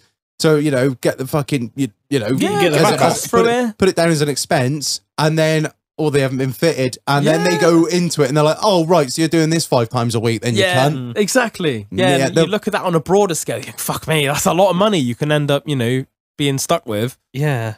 You've you're got to not be so saving it. fucking careful. Yeah. Like it's all well and good, doing a bit of this and a bit of that. Like I got friends that are mechanics and whatnot, and friends that do tradies mainly. It's all mainly it is, isn't it? It's mainly fucking Yeah. people in Yeah, the Shag, come around, do this for Yeah. some cash. That's it. It's different doing like if you're gonna go plaster a fucking wall, because you can lose a fucking bag of plaster and a bit of what is it? A bag of plaster and some water and a bit of feb. Like Yeah. that. Yeah. Whatever. That's not the end of the probably world. alright. You can. Another one, a real common one, is people who declare their sales and all of a sudden they don't realise they've gone over the VAT threshold, it's £85,000. Yeah. And then they're looking back, think, fuck me, I've got to go back and charge people VAT. Say if they're, £100,000 of sales, so they've gone over it by 15 grand. Okay, on that 15 grand, I need to charge 20% VAT. And a lot of these people, if they ain't businesses, they've got to take the hit and pay 20% of what they've, hard earned money. Yeah. It's not a lot of money. 85 grand's a lot of money, but to some people, if you've got a business that's turning over 85 grand, you've got staff, you've got expenses and all that. It soon goes away, doesn't it? Yeah, that's what I mean. You can be as big as you want. You could be turning over 10 million, but your outgoings could be 999,000. Exactly. Yeah. It's all about your margin, not about how much the turnover really means nothing, but it can mean very little. And that fucks people right over. I've had a couple of clients, the last couple of months where it's really, they were smashing it before they've got to this threshold. That's the only tax where there's a cliff edge. Yeah. All of a sudden, after that amount, you got to either shove 20% on your sales, which all of a sudden swallow 20% like. exactly, and then you're not competitive, or all of a sudden you're ripping people off unless your business is, so they can claim it back. It makes no difference, really. Yeah. Yeah. So that's probably the biggest one. Your average Joe probably would fall for, and that's where it's Well, really good to be. That's going to be maybe if we get that big. That Patreons, you know what you're saying? Well, fucking Patreon charge you lot VAT, don't they? Yeah, that's Yeah. it. Yeah. Well, because they have to, and then they take their fucking, cut they take and their wicked- processing fee. Oh fuck! and then me, whenever yeah. we withdraw anything, they take another fee. They take another bit. Oh fuck me! It Yeah. all seemed sunshine and roses when we signed up to it, and then we realised how many fucking. You want to look at your money? Oh, there's a fee for that. Yeah. Oh yeah. Did you sneeze? Oh, there's a fee for that too. You cunt. And that's when you look at what your average Joe, how much that actually costs you for nothing, really, just for someone going over 85 grand. It's a lot of money, isn't it? Absolutely. And that's where I guess without So getting that's- into Is politics. that 85 grand a year? Yeah, that's it. It's kind Turnover. of retrospective. You look over the last 12 months. It's like a rolling 12 months. As long as you stay under 85 Continuously. rolling 12, yeah, it's like you're all right. You can stay under that VAT threshold then. Oh, we it's see. when you go over it, then you're in, you've got to register. Right. So whenever we get near that, maybe in 10 years, You can volunteer. we just turn the website off. yeah, you can voluntarily register for You can, VAT, underneath that, can't you? I must admit, that's where a lot of my questions come from, is around VAT, which is the fucking worst tax ever made. Because there's always one little loophole that would trip you up. Yeah. It's it's difficult. But, you look at, I guess, without getting into politics, is that's what I think really where a lot of the stealth tax is coming in. You look at inflation, was it running 10%? Yeah. Year on year on year, that VAT registration threshold has not increased for the last fucking God knows how long, 85 grand. You stuck that, it so probably it's- should be 100 and Yeah, something yeah, grand yeah. now. Yeah. So So in many line with Yeah. inflation. Look how much extra money they're taking from people. Yeah. It's ridiculous. They're I fucking assholes. remember when VAT was 17.5%. 17.5. They that's dropped. it. They, That's it. that was it, and then they dropped it to 15, 15. didn't they? Yeah. During some sort of fucking. Was it the 2008? They dropped it during the economic downturn, And then bang. And then they- fuck all yo. and then Yeah, they shove it all took up, it yeah. back up to 20, and I thought, you fuckers. And then they're like, they won't bring it down again, will they? That's it. You know? No, that's it's there's going to be something that comes out tomorrow or last week. When we That's it. It's just it's the same with fuel prices. I mean, we're all screaming about the fuel prices because I don't know what's They've dropped a lot. yeah, Have they? they've come down about Yeah, 20p. that's it. 170 odd a litre of diesel now. Yeah, I that's think. it. what's Brent crude trading at the moment? I don't know. We didn't buy wholesale. Oh no, I like to know. So it's down. Yeah, Brent, it's down again. So it was. There you go. It was. Let's have a look. What's one day? What's it been over the last 5 days? I haven't looked for a day or two. Yeah. So Brent crude was trading at just over $92 a barrel, and it's come down again in the last couple of days to back down to around $90 a barrel, where realistically they should be charging back to really what it was, like 130-ish, Yeah. something like that. I ain't never We're going all back down there, screeching is like it? fuck about the fuel prices. The price of crude is still pretty much Where it's been. under $100 Yeah. a barrel. But the government aren't going to do fuck all about it. Why are the government not going to do fuck all about it? Because they're on a fucking percentage. Yeah, Of that fucking- That's it. Look how much VAT they're taking, and Yeah, the, the you know, VAT, and the yeah. fuel tax or whatever. Yeah, innit? the fuel duty. I think Yeah. fuel. Yeah, I think so. The VAT on it obviously is in relation to what it's being charged at. So the more it goes up, the more they make. They're Yeah, not. exactly. They're not going to fucking bring it down. It's very difficult. They've got to balance the strike because that's giving them more money now to help us with the energy bills, and so it's a difficult. It's a very difficult subject. No one could win, can they? Do we nationalise it all? Do we nationalise fucking British Petroleum? Do we nationalise British Gas? Not British Telecom. 'cause Bring they back were Guy shite. Fawkes. Oh, just, you know Guy what? Fawkes, I'm not a fucking socialist, but it's getting to the point now where I'm like, do we nationalise it again? British Gas And Royal Mail can suck a dick. Well, Let's go on strike, innit? Yeah. Don't want to work.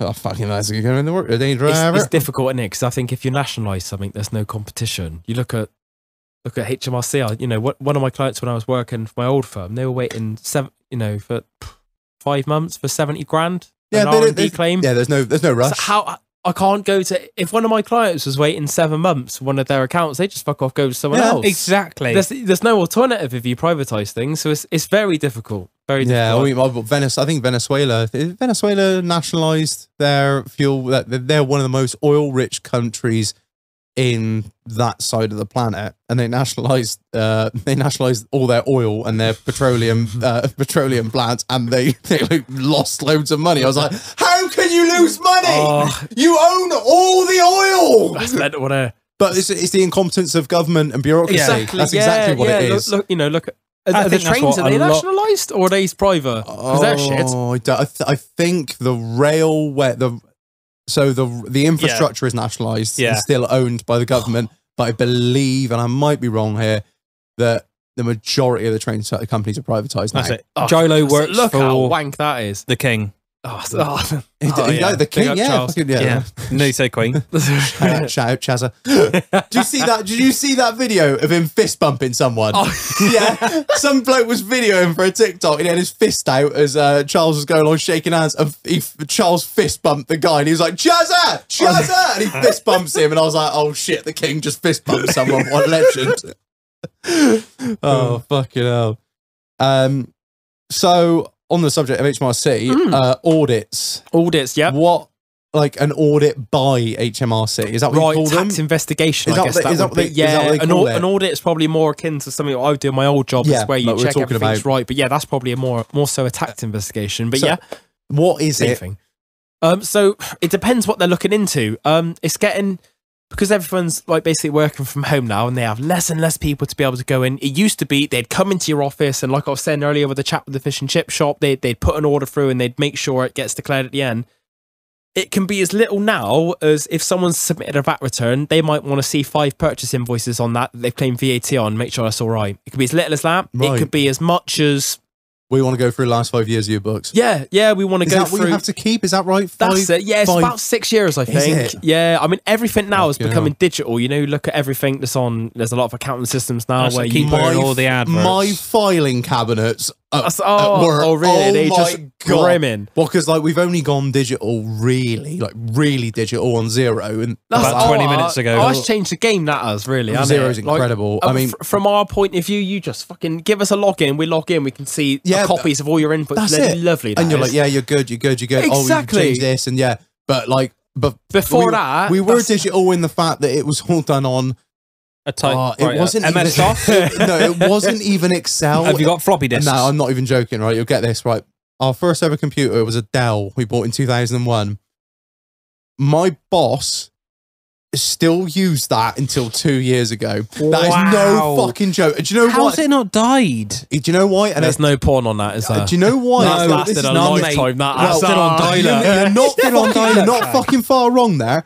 It's because never connected cunt to the internet, did I? Oh, so, honestly, fuck. That is, yeah. and do you know what? He's fucking right because it never had any shit on it. All he ever did on it, we just did his invoices. He typed his invoices out and he did his Excel spreadsheet, but it wasn't even It had a Excel. CRT monitor. I can't even remember what it was. It wasn't actually a Word or Excel. It was like some fucking half baked thing that, That's what we use. that Microsoft did for like a week or something. Anyway, and that's- Like, we use XPS and it, because we can't afford the license. and it wouldn't, like, the thing was, it wouldn't, if you like went to open that file in like an actual, like, you know, Office 365, it wouldn't recognize the file, even though it was a Microsoft thing. But yeah, it was only like 2 years ago that we actually digitized everything. And yeah, we have like we have filing cabinets, like look, just enormous with, like, you know, accounts in, payable, invoices, fucking this, that, and the other, all paper copies. It's just fucking insane. Chief loves us because everything is digital. Yeah, no, we don't have any. And there's a trace of everything. It makes everyone's life so much easier. You know, back in the days of being an audit, you'd have to go physically to a client site, and like you say yourself, you have all those fucking files of stuff. And if you got to pick a sample of 30 invoices, and you're looking at fucking 3 years worth of files, oh Jesus Christ! There was once, you know, like the young lad I took out with trainee, and I was like, yeah, take copies of the invoices, you know, like put them through a scanner, yeah. Come back, I thought, fucking hell, these look quite lifelike, these. And then you turn them around, you think, that's got pen mark on it. He's fucking took like the actual hard copies. Oh, no! We had a fucking wedge like that. And I thought, Jesus Christ! I don't know where these come from. We'll put they back next year. They won't know, so we'll just slip them back in. Nah, next I mean, time they around. went out of business. I got made redundant on that one. So I guess that's their problem, really, isn't it? But, you know. So how can you avoid being investigated? Basically not running on the bent, I'm guessing. Yeah, I mean, I think, like you say, is there's no real easy way of being avoided. I think is the only thing you can do is kind of safeguard yourself. If you are, is just keep everything, do it all by the book, or like, you know, like get in touch with your accountant and you make sure it's all by the book, but you make best use of all the allowances and everything like that. Absolutely. You know, everything legal. And if they do, you go, there you are, mate. There's everything. Yeah. Fill your boots. The other thing is most people, you know, won't get, like I was saying earlier, is they don't have the resources to look into everyone. Barely anyone. They're looking for low hanging fruit. They're looking for you know, if abnormalities. exactly, You go know, from paying someone this who's paying much to VAT this to a much. massive fucking reclaim. That screams, hang on, something's not right here. It might be that it is perfectly right, but make sure your books are in order. They have a look and go, okay, nothing's wrong with that. Yeah. They're not really looking to trick you up. It's kind of like when I was an auditor, it was much the same. They got a job to do. They want to do their job, go home and do whatever they do. Just watch Game of Thrones or whatever, isn't it? It's, you know, it's wank it's off just into a the same, book. isn't it? they are you people know, too. Yeah. it's probably really not so much as it was back in the day where there was tax inspectors and all they did was like wanking over that they, you know, sort of save 20p to the government. No one really They don't cares, have any. you know. They don't have any incentive. Exactly. Do they? It's not their business, is it? No, it's they what we don't- were it's saying not like earlier. they're Like, getting it's paid. not their money. They're not getting paid a share of what they find. Exactly. You know, if I was on minimum wage to check someone's account, I don't give a fuck. No. Yeah, Shag, there's definitely some numbers there. Yeah, he some looks, numbers that'll do. looks fantastic. Yeah, that's it. Exactly. And really, you know, so I guess that's, you know, like I said, the client that I went out to the other week and they were, you know, very upset. I think just relax. You're in good hands. Just don't tell lies and don't get greedy. That's all. That's all Yeah. I'd say. That is words to live by. in all That's facets it. of life. It's like you say, you know, it's just like the old school, isn't it? Don't bullshit people and just pay what you do, and you can't really go wrong. Yeah. So is it random, or is it for, like you say, funny looking books? Can you just get randomly? It can be random. Yeah, I mean, it'd probably be once every 5 or 6 years. I would imagine you probably, you know, in the grand scheme of things, you're probably fairly likely to get looked at every 6 years. If you're registered for VAT. Just somebody Probably, just might but just go, like you say, take a sample of invoices and check just that like it lines up. your picture. That's it. It's getting more and more now. It's just getting to one VAT claim. It used to be, okay, we're going to look through your whole year's books. Now it might be, okay, this is your VAT return for this 3 months. Okay, let's see these 5 invoices. That's all. Just make sure it lines up. That's yeah, it, there's yeah. nothing that's out of the fucking ordinary. Yeah, and you know, like VAT is such a difficult thing where some people would be like, okay, you know, you got this invoice, you shouldn't claim VAT on that, and some people will. Biggest one, you know, an easy one would be insurance. All right, that was £1,200 insurance bill. I've claimed 200 quid on it. No, insurance is exempt. You can't claim VAT. So Right. that was incorrect. And that's, you know, they're just looking, okay, you can't claim that. So you owe us 200 quid.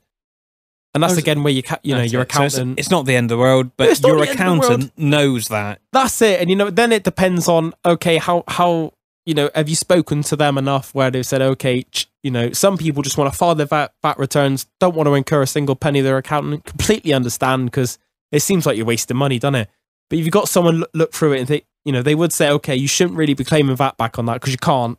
And then that avoids that later down the line. Yeah. Yeah. But, you know, if you're a gambler, man, 5 years, are they really going to look at it? You know, that's your choice to make.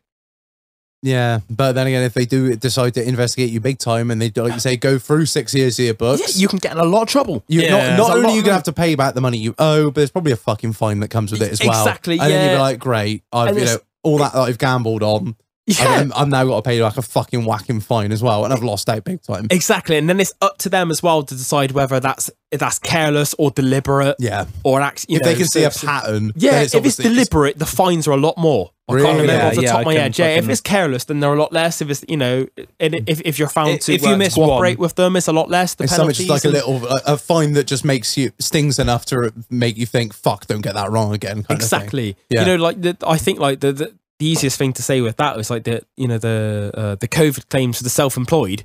It's a lot stereotypically a lot of builders who did very well where they were still working where everything was closed down and they still claimed the grants. The fines can be up to, you know, like the penalty could be up to 100% of what they claimed. So not say if you've claimed back, for example, $4,000 and you shouldn't have done, you might have to pay back 8. That's a lot of money, isn't it? Yeah. You know, they've doubled what you've had to. Yeah. So let's just say. Then you think I probably should have just told the truth. Yeah. I should have claimed that's more. I it. shouldn't have done. You know. No point in trying to cook that. Yeah. Exactly. But then, you know, then it depends on your attitude to risk. I Yeah. guess that's, you know, without Yeah, being like you super say, it nerdy depends about if you're it. a gambling man, doesn't it? Yeah, but look, that was a scheme where you didn't have to tell your accountants about it. That was your accountant couldn't do anything about that. And there's a lot of problems that might come out of the woodwork with that. Because then you're in the realms of fraud. Because if you've claimed money when you shouldn't have done, Yeah, of course. technically That's criminal that's then, that's yeah. the definition of fraud, really. That's, you know, gains Same from like illegal activity. claiming the furlough when somebody was still working, Exactly. kind of thing. Yeah, I mean, how much of that went on, do you think? Fuck Oh, me. shit, Yeah, Jesus, I that. could name 10 You can't people off the blame top of them. my head. Yeah. Fuck me, yeah. People are just trying to make it work, you know? Yeah. I mean, if I had a business that weren't doing too well, you think, fuck me, oh, yeah. Times is hard. Yeah. Yeah. I mean, have you enjoyed the super relief? Or the super Hold on, deduction. yeah. I've got the older AirPods and things like that through it. Yeah. What? That's No, I didn't mean 100 that. I'm all about the 130%. That's it, super deduction, yeah. So any brand new asset for a limited company, yeah, you can put for 130%. I've had a wonderful time. I've had the most wonderful time. It's interesting that because, you know, you think how much investment that's stimulated in the economy. Huge. I That think that is- was one of the cleverest things they did. Yeah. I mean, I don't generally praise the government when it comes to finances. That was genius. So what's the corporation tax rate now? 19%, right? Yeah. What's 130% of that? Roughly 25%, yeah? Yeah. What's the corporation tax rate going to be next year? 25. Fuckers. So it's just to stop people delaying investment now. Yeah? Clever. Yes. That is clever. There's something that might be coming out from Liz Truss that she might reverse that the increase might be. Oh, really? But I don't have a crystal ball. It depends what, you know, when she announces it, it might go back down to 19%. But that was the whole point of that super deduction, was to make sure that people weren't delaying investment. Because again, that fucks the economy up, Yeah, right? of course. Much Yeah. like this stamp duty thing.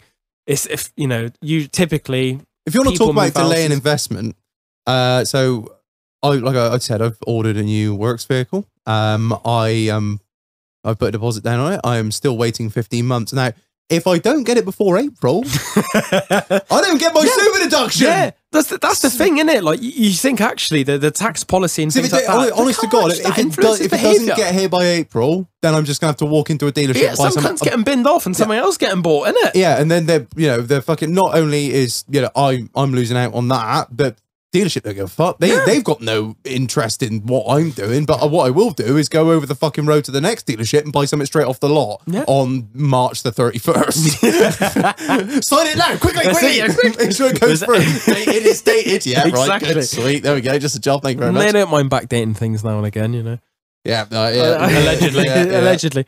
Yeah.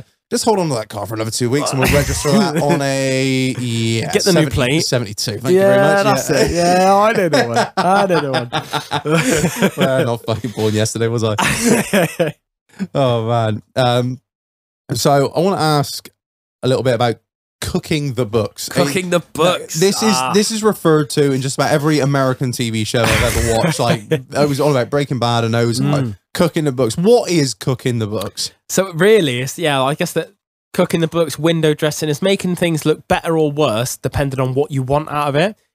Typically, like you were saying earlier, if you're looking for investment, you're going to make them look better than what they actually are. Yeah, like we're on getting a mortgage. Yeah, and you look at on a large scale. That's what Patisserie Valerie did. The great big. They made these beautiful looking cakes, but actually tasted like shit. Yeah, literally. So that was it. The auditors really they went along with the accounts department, the fact that they forged these bank statements that said they had X million more cash in the bank than what they actually did. And what, the auditors didn't look closely enough into it, or they were in cahoots? Or they just in it. Yeah, really. And I think there's a great big scandal. And there was this poor young lad. I think it was either this one or another large company, something very similar. Poor young lad, trainee, just his boss told him, write up these meeting minutes. He didn't have a clue. And then it turned out they were forged false minutes. And this guy was on the hook for about a 50 grand fine. What, the young'un? Yeah. Oh my God. 18 grand a year or whatever, on the hook for a 50 grand fine. Fucking right. He got let off in the end. Well, but you look at the scandal, and that's cooking the books. That's what it can do to people, And you look at how many people had shares, pension funds in Patisserie Valley or whatever, completely went out of business. Shame, because I fucking love their custard slices. Devastating. You're going to get in Sainsbury's now. Oh, no. We are Greg's down the road. That's true. Oh, yeah.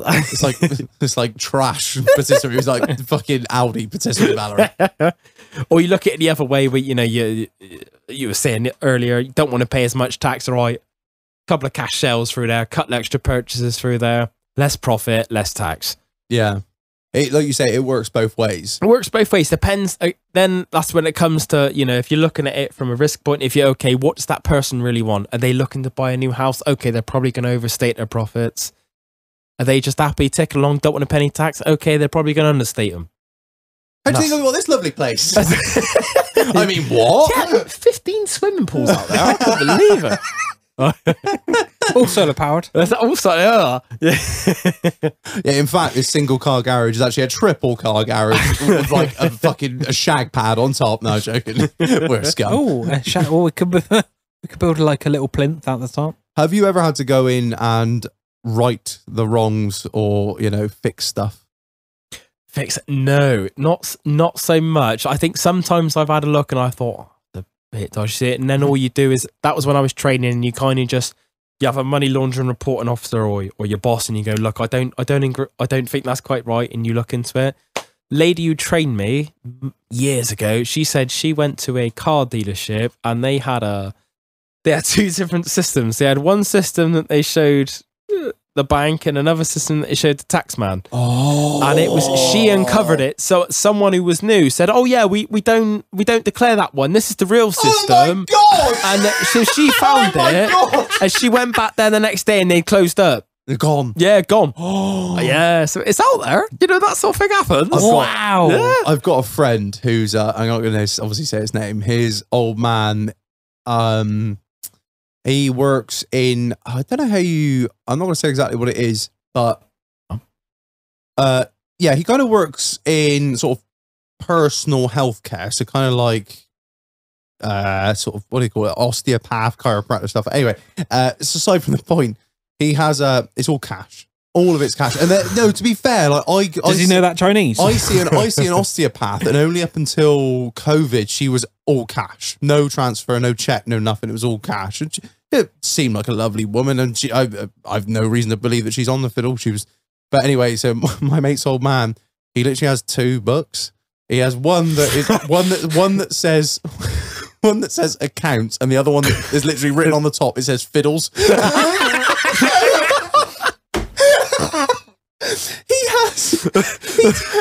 So what he does in his attic, he has rolls of £50 and £20 notes. He's going to be fucked in a minute when he has to get rid of them.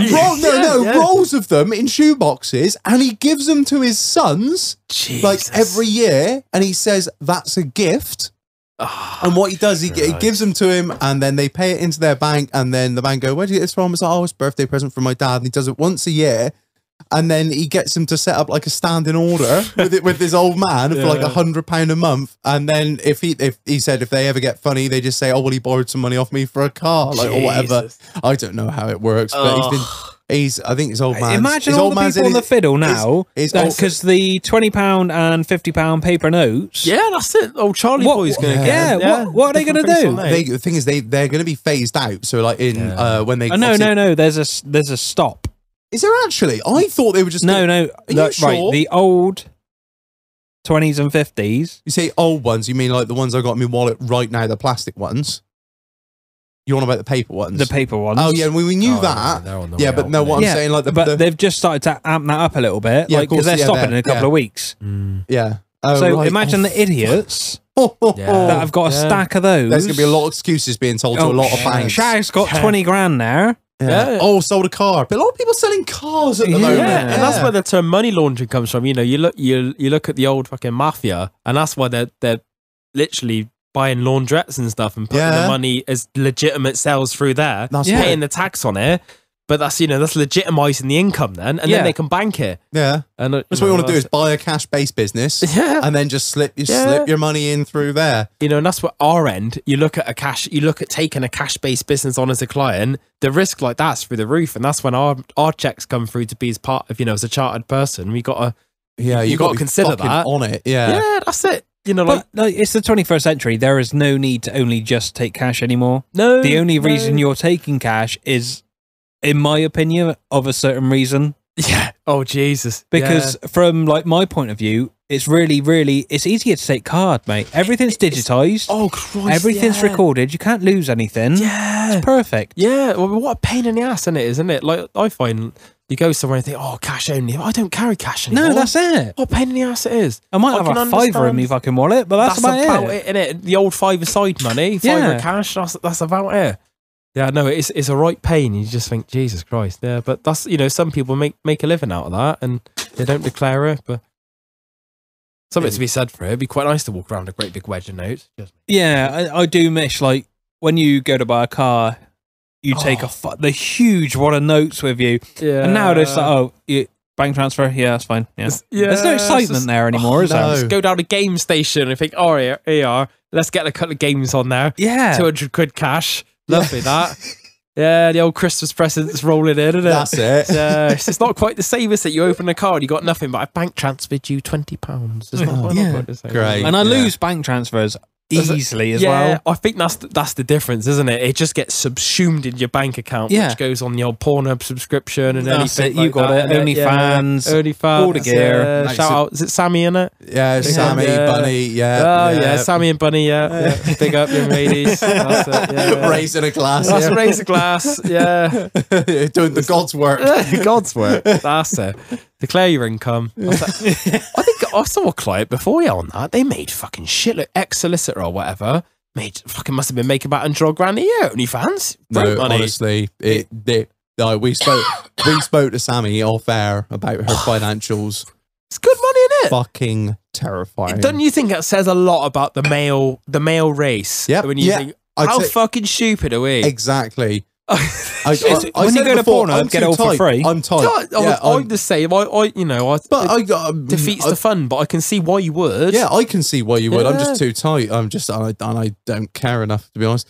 That's not taking anything away from the blokes that do. More power to you guys. For sure. Spend your money on whatever you want. I buy some fucking stupid shit with my money. So we know, mate. In Range Rovers, reality, coffee machines. £5 a month to see some bitch's pussy. Like, you're probably doing better than I am. Like, I'm paying a $2,000 fucking bill on a Range Rover. Who's really winning? Not fucking me. You are with your Citroen on finance. So you are not. We said this just before we started the podcast. I was watching something the other day. It was an American TV show, and they made it out as if the accountant or bookkeeper for the firm, if they sign the books off, they are on the hook for whatever goes wrong. You tell me that's not the case over here. That's right, yeah. I mean, unless you're doing a statutory audit where you actually put your name to it, and that's where you need to be a registered statutory auditor, where you put your name to it, you put an opinion on the account saying these are true and fair, and that's where the big money comes in, really. Yep. Apart from that, no, you basically, yeah, if you read the small print, you look at what your accountant gets you to sign, and it says, I'm responsible for all these figures being declared, that the accountant just simply computes the tax based on those figures. All you're doing is looking at some figures, sorting them out. Really, yeah. And I think there's a bit more to it than that, Marlon. Well, put simply, that's basically... I haven't finished my sentence Sorry. So they've given you what they want you to look at, basically. Yeah, exactly. You've sorted all of them out. Yeah, it usually, the thing is, I've prepared, without carrying an audit, your accounts or tax return for the year ended XYZ. Yeah. And that's usually what it is. And that's basically saying that, look, you've given me these figures. I've done what you said, because, without going in and looking at every single bloody thing, I can't tell what it is. Otherwise, I'll be here all day, looking for your stuff. Oh, God, yeah. Yeah, and look. Every single receipt, like, for instance, like, there's over 600-700 receipts on ours. Jesus, yeah, exactly. And without someone trawling through it, that's as we said tonight, that's it. We'd be there all day. Yeah, so and then you do the, you disallow the stuff that you look through. Okay, entertaining. Okay, that looks a bit. All right, I'll disallow that. Depreciation, I'll disallow that. There's other things like that. I'll allow things like this super deduction we were talking about. If you're a company, do all that, and then that's the figure will come out that you're going to pay your tax on. But you can't say that figure is right. That is just on what you've given me. That's completely it. Yeah. So, what is a tax write-off? What's a tax write-off? Oh, right, it's kind of like a misconception. He's squirming in his seat now. Whoa, fucking hell. Yeah, I mean, it's kind of a misconception, but basically it means that a tax write-off is anything that is allowable for tax. It kind of gets glorified by the Americans. That's a very American thing. Saying, that's a tax write-off. It's anything that is. I mean, if you're a sole trader, it's anything that is you're self-employed. You don't have a company. They're a bit more strict on that. That is anything that's wholly and exclusively for business purposes, and that's basically it's got to be basically for your fucking business. Or if you're a company, you can be a bit more. You can take clients out. It's not really allowable for tax, but you can kind of have that and get the benefit of. You've had a nice meal as well, really. You don't get it back for tax, but, Can we write off beer? Because if as you've seen, it is a necessity. It really is a cost of sale. And it gets guests to talk. You probably could. And if I'm you on could it, quantify the deadly amount. honest, the only times we're in this bar, as it was, now a studio, the only times that we're in here drinking beer is when we're doing this. Yeah, and what? I think as long as it's proportionate to the amount. If you was, getting through 10 cakes a fucking week, then right, where if you think, to be fair, I guess your average guest probably does drink probably more than the average person. Yeah, then you probably get away with a few extra bottles, couldn't you? But yeah, you probably could get away with that. It's very specific to whatever type of business you're running. Right. We literally run the best business in the world. What business? You probably put their Bensons through as well. You can't, they're from Croatia. Pay tax on them anyway. No duty on me. Oh man! Allegedly. Can you point to the things in this room that we could write off against tax? Oh no! Good. The microphones, easy. Yeah. The sound system, everything like that. That's a good write off. If you're a limited company, you bought them new, you get 130%. Fucking hell. Oh no, yeah, but 100% still, 100% still. Yeah. On probably not so much Kenneth. My which- missus does work for don't Love think- Honey. I so if don't need think you paid 50% that off- on What? him, Would haven't she works with Love Honey? Yeah, oh, Get Jesus away. Christ, yeah. And they have a staff box, right? So on top of they get What? they get 2 free toys a month. So it's What? whatever you want as long as you review it. But that's all right, innit? You just say, yeah, lovely, drab that. Yeah, but and then they have the staff box, which is this great. That either like she works in compliance, so it's stuff they've rejected. So it could be these forbidden lubes, you know. Yeah. I lost Spicy me. boys. Please explain more. Oh yeah, so there's strict compliance that you know that all these. If you're sticking something up your ass or your vagina or anything like that, it's got to comply to these strict rules. It and can't be it's full all of fucking beyond me. horrendous chemicals. And Again, shit. yeah, and likewise the lubes, if they can be classified as cosmetics or they can be. It's like poppers are classed as VHS cleaners back in the day, weren't they? Yeah. that's So it. like, if they don't comply to these strict standards, they get rejected or they won't sell them or things like that. So yeah, there's great. We've had many of. I get massage oil as well, so she gives me. You know, non-sexual. I get lovely massages with this nice massage oil because it's. she gets 2 free a month. Yeah. You guys- must have. Can we do with this doghouse sort of extra? You know, must have an enormous bedside table.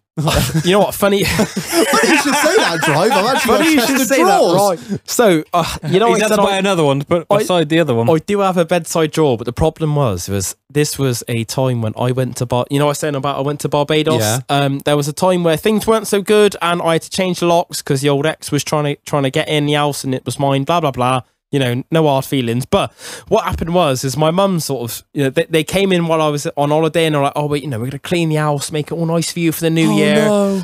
And yeah, I was sort of, I had packed up all the stuff for the, you know, for the ex and that was all fine. And, you know, they all sort of took it and stuff. But my mum said, oh, she kind of disappeared upstairs for a bit, and was rooting around your drawer. And I was like, okay, make sure she just didn't take this key. Because I had a lot of spare keys. So I changed the locks. You know, you get 6 or 7 spare keys. So just make sure that.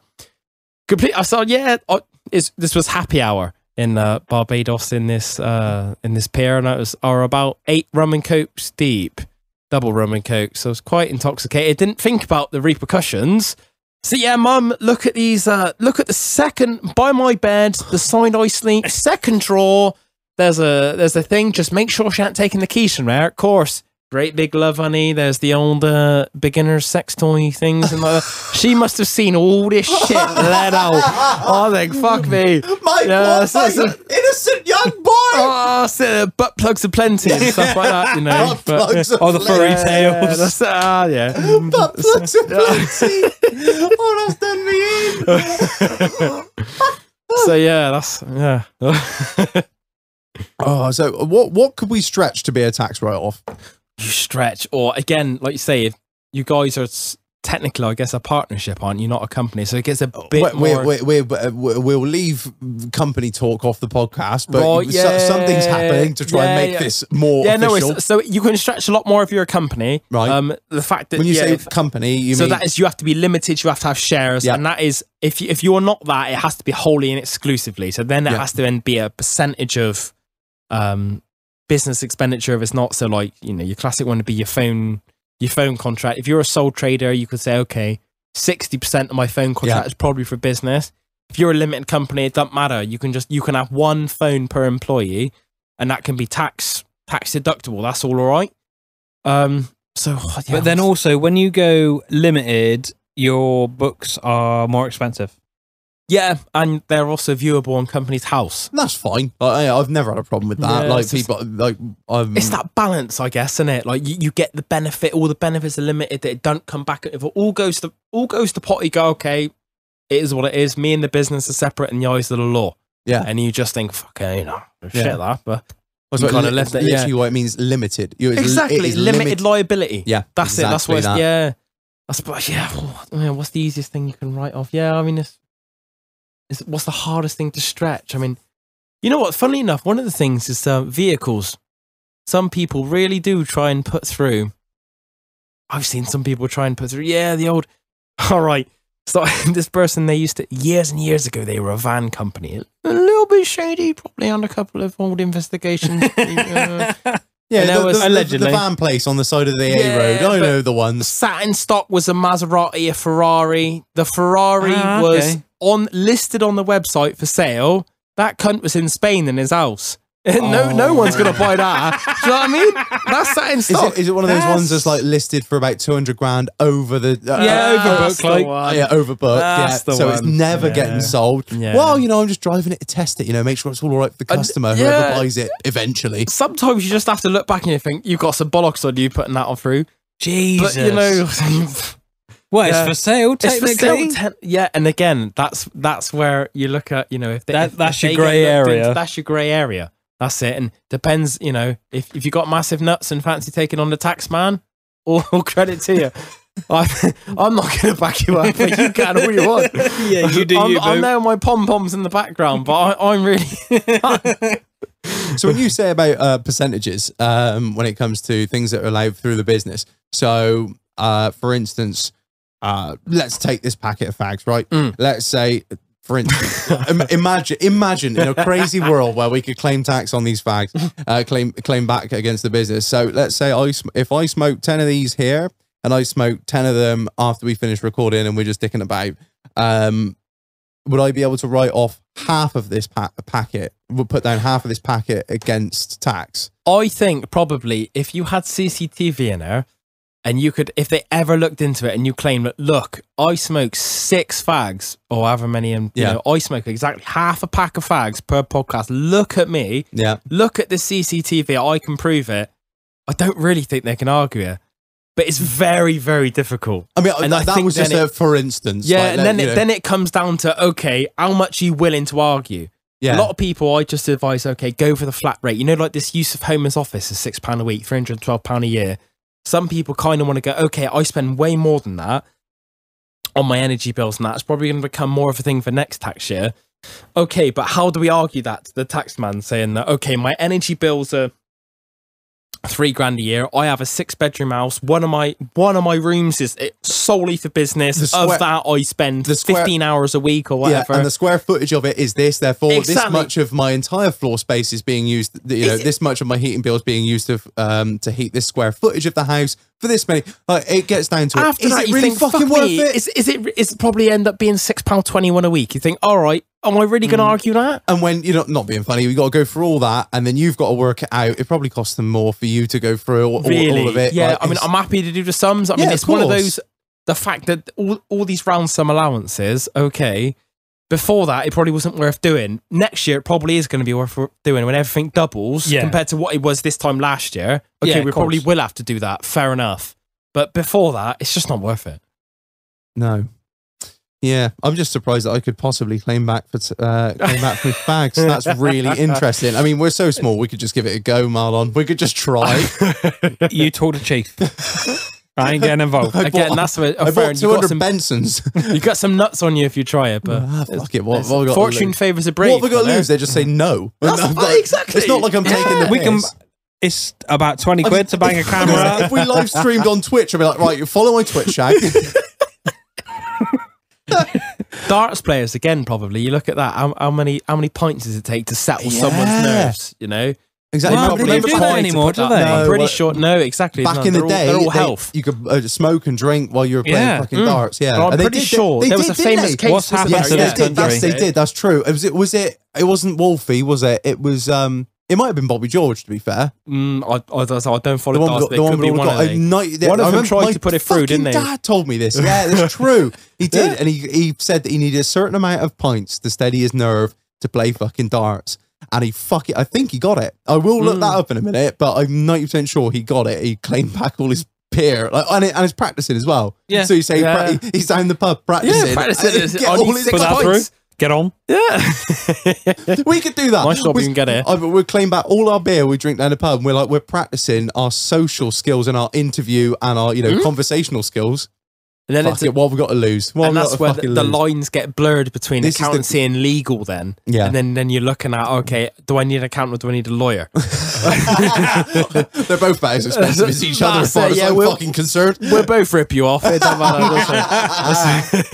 For fuck's sake. What's the difference between tax evasion and tax avoidance? Right, so evasion is illegal. Avoidance is doing everything you can within the law to minimise your tax liability. So you hear a lot about these things of tax avoidance schemes getting closed down. Yeah. And that is where HMRC will, there'll be a scheme where it's seemed to be legitimate. HMRC will close the loophole and then all of a sudden impose penalties to deter people from doing it and close it down. So that's kind of like the offshore shit within reason, and then like you shell companies and whatnot. It can be anything like There's- that. there's Umbrella sort of companies a where you million. got people employing people, which employ people, which employ people again, and it's an absolute fucking nightmare. Again, Stuff you honest don't wanna people go like me, anywhere I fucking don't near. want to go anywhere near that because again, the penalties can be up to twice the amount of tax that you originally saved. Shit. It's a lot of money, It ain't and I worth just dicking with, is it? exactly, mate. Exactly. I just think, what's the for me? I just like I like doing an honest day work.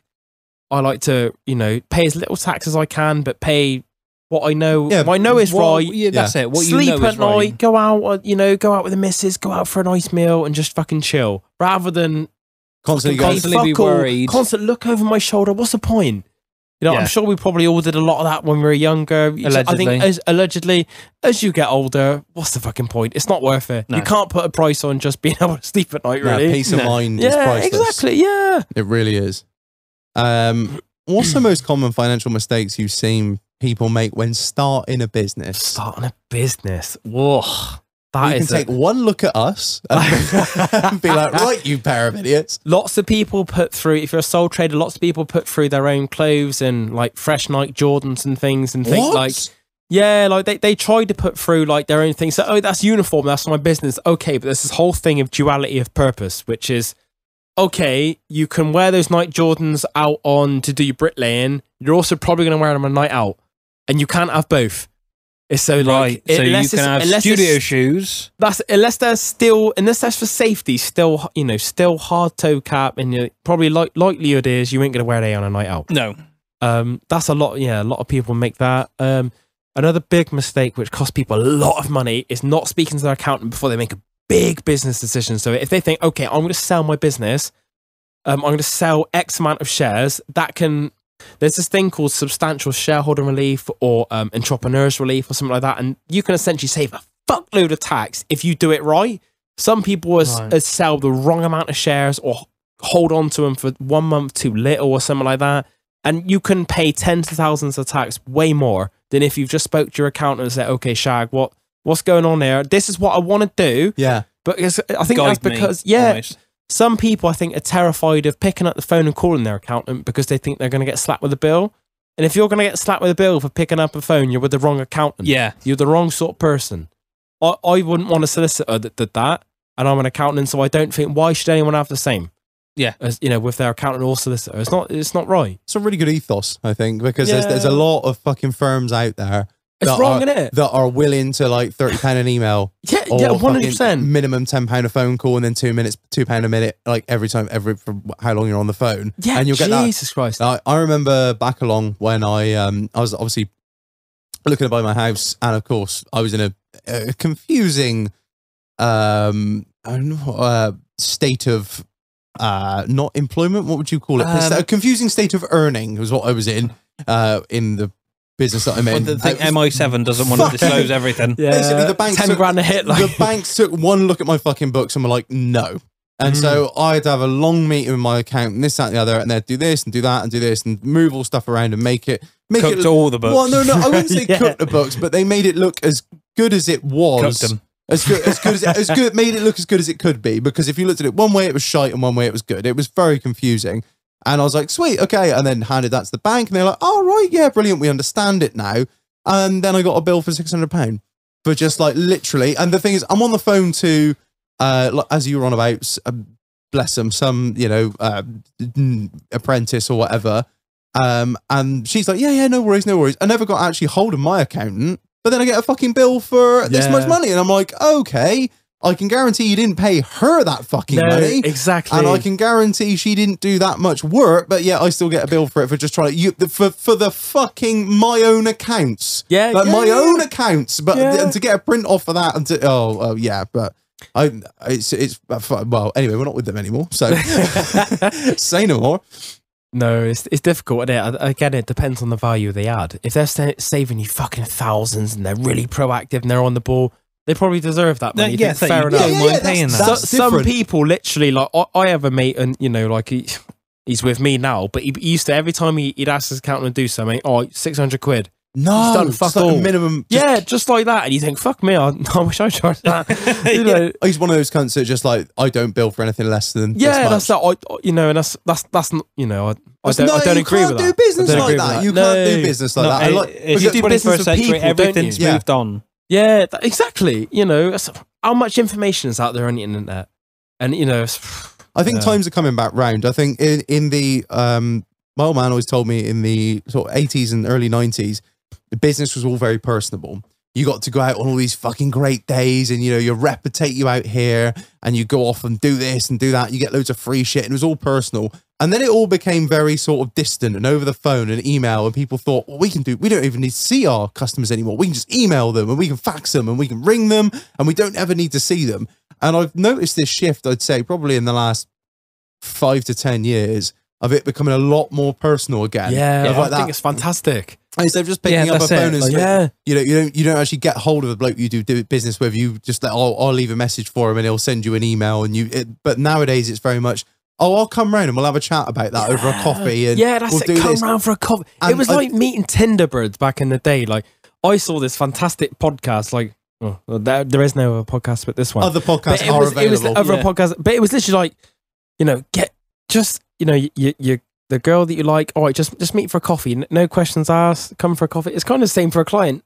No question. I'm not going to charge you. Come for a coffee, have a chat, see what I'm like. Or let me see what you're like. Because sometimes you don't work well together. Yeah, Yeah, that's and it, it's yeah. I don't want to completely. work with you. Yeah, it's a two-way thing. It might Exactly. not be they don't want to work with you, but you might be like, well, I don't want to fucking work with you. Yeah, you seem a fucking nightmare. You are hard Yeah. work, and I don't need Yeah. this in my life. But someone else would think that's my ideal person. Yeah, And likewise, the other way around. Some people think you're a child. You look like a child. yeah, You don't speak very posh. I don't want to work with you. Fair enough. You're not my sort of person either.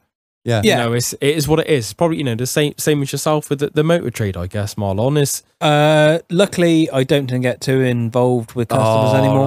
alright. So I am literally like, give me a job card, I will do what you've told me to do. lovely that.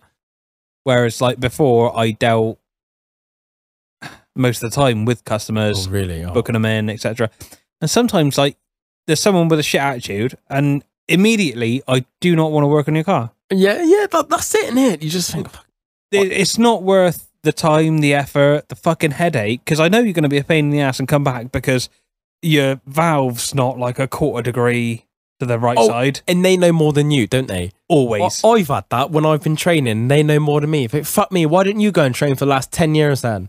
Yeah. Yeah. Why am I doing this? Why am I here? Yeah. Why am Sorry, I if you don't know what I'm on much- about. Yeah, if you know so much, why am I here? Yeah. Can I just go home? Yeah. Because you clearly know more than I do about this. Go and submit their accounts yourself then, because you obviously know more than me. That's it. Sometimes now you get cars come in and like, oh, it's not a big problem, is it? I was like, Exactly. It's- Won't it's- take long. it's still in my hand. The computer is still in my hand. I haven't even plugged the cunt in yet. I don't know what's wrong with it. I couldn't tell you. Yeah. Engine management's lights on. It might be, wait a minute, it's your, shit. No, I'm getting a feeling here. Mystic Meg's coming through. Your flux capacitor is 0.1 of a gigahertz down. And it's that balance, I guess, you're trying to strike then between, okay, I'm a master of my craft. Let me sort out your problem because I know better than you, but I'm not going to rip you off either. And I think that's the real.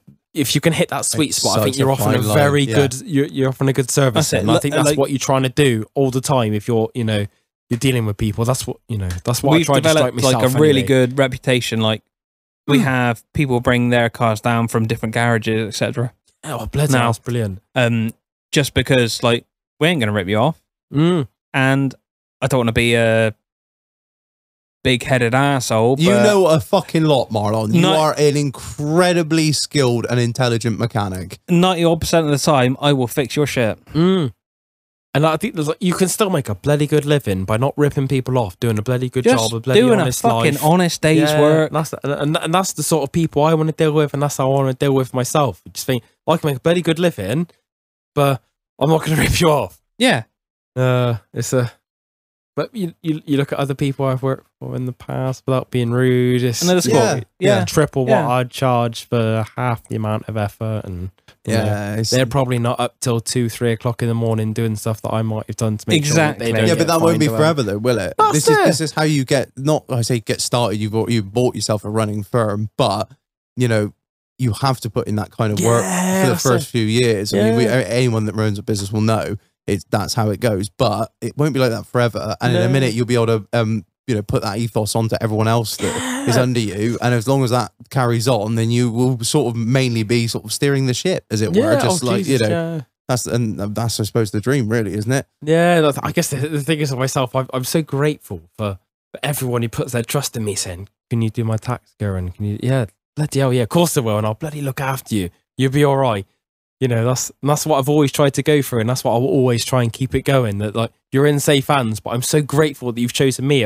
How many? There's bloody millions of accountants out there, innit? Yeah. But I mean, walk down Yeah. Wells High Street, Fuck every me, other exactly. fucking place is a chartered accountant. It doesn't take much, does it? No. And so I think you got to be a bit different and say, well, that's why, you know, that's you got, and that's the difference I'm going for. Is No, that's okay, why you're I'm here. the accountant you can go for a pint with. Yes. Yeah. That's it.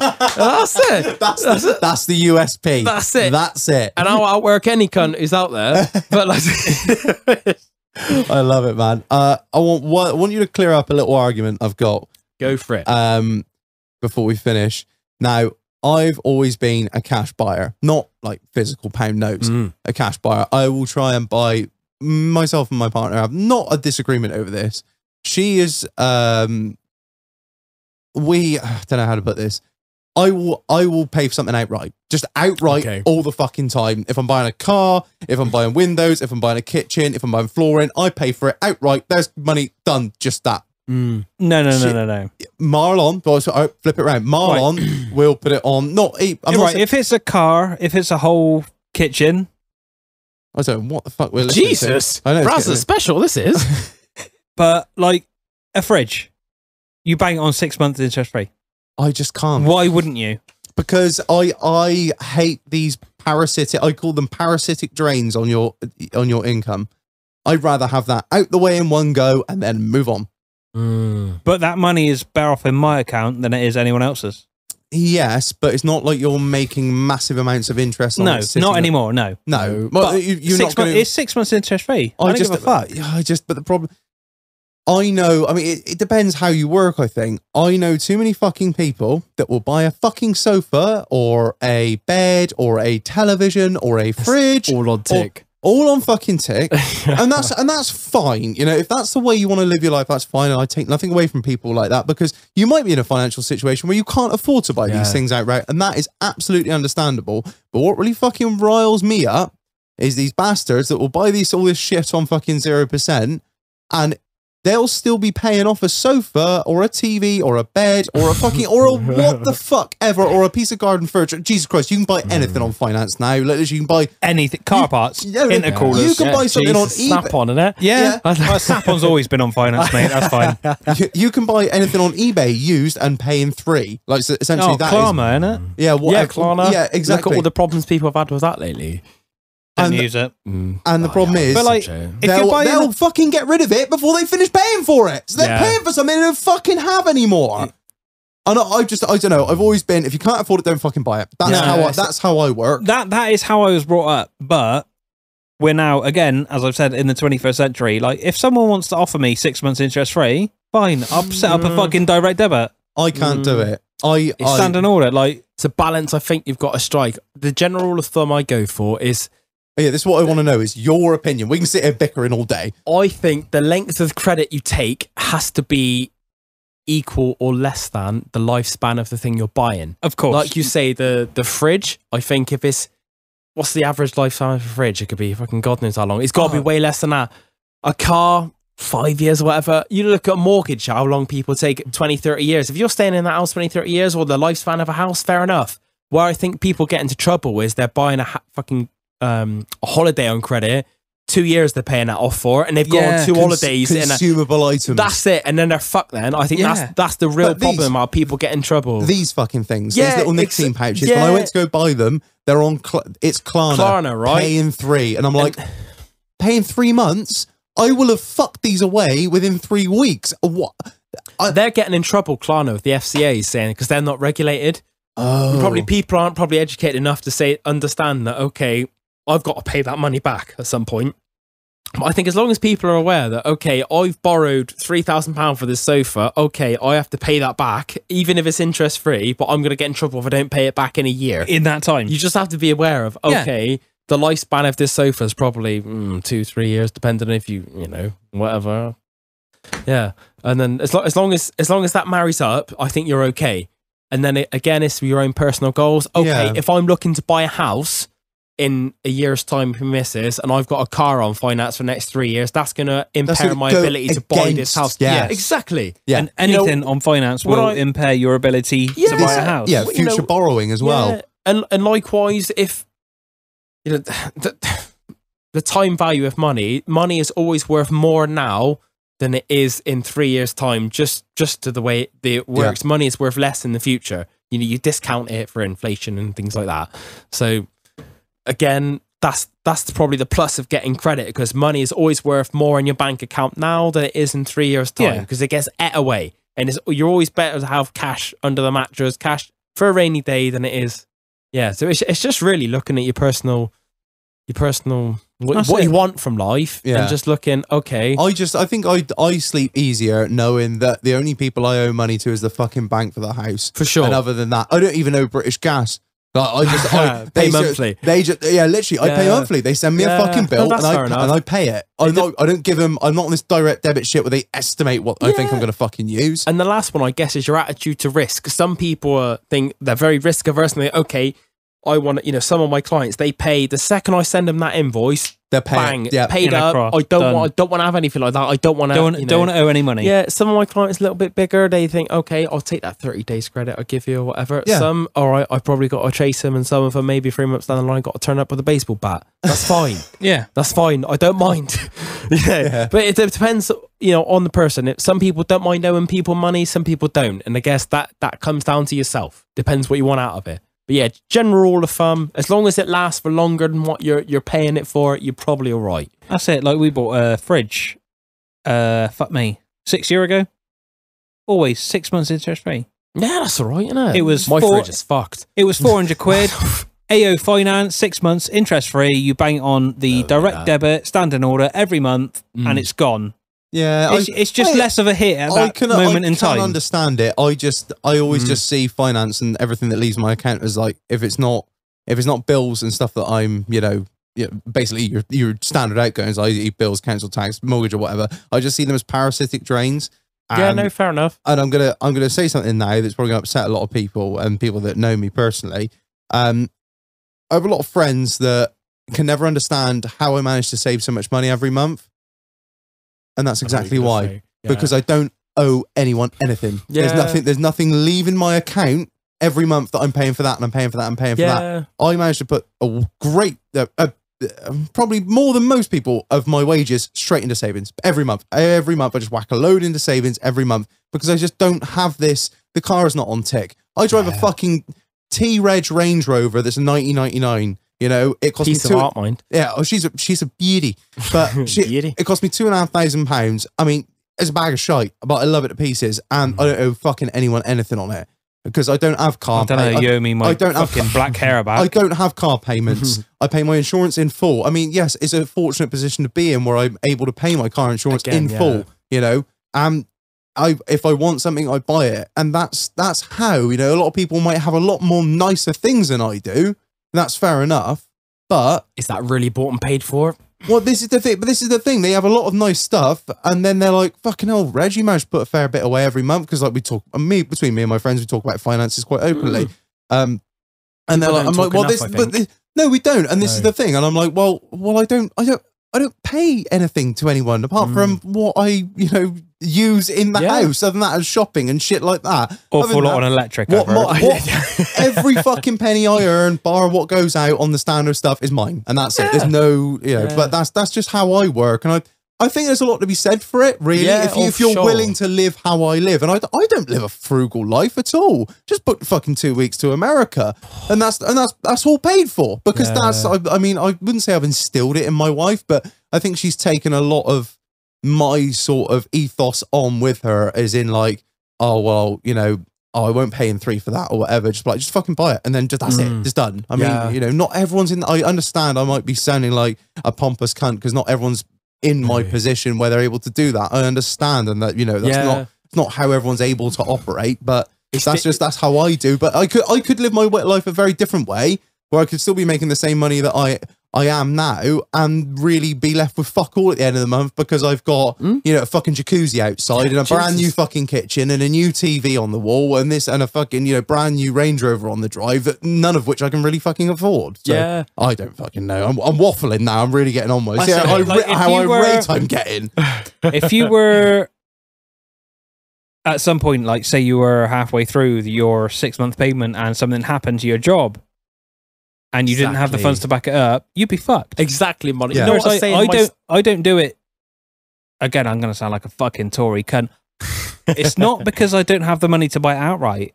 It's because I'd rather see it in my account. No, that's fair. If that's the way you want to be, that's absolutely fair. Like, so it's absolutely. I think it's a lot of it comes down to personal preference. It's just what I've had instilled in me from forever. If you can't afford it, don't buy it.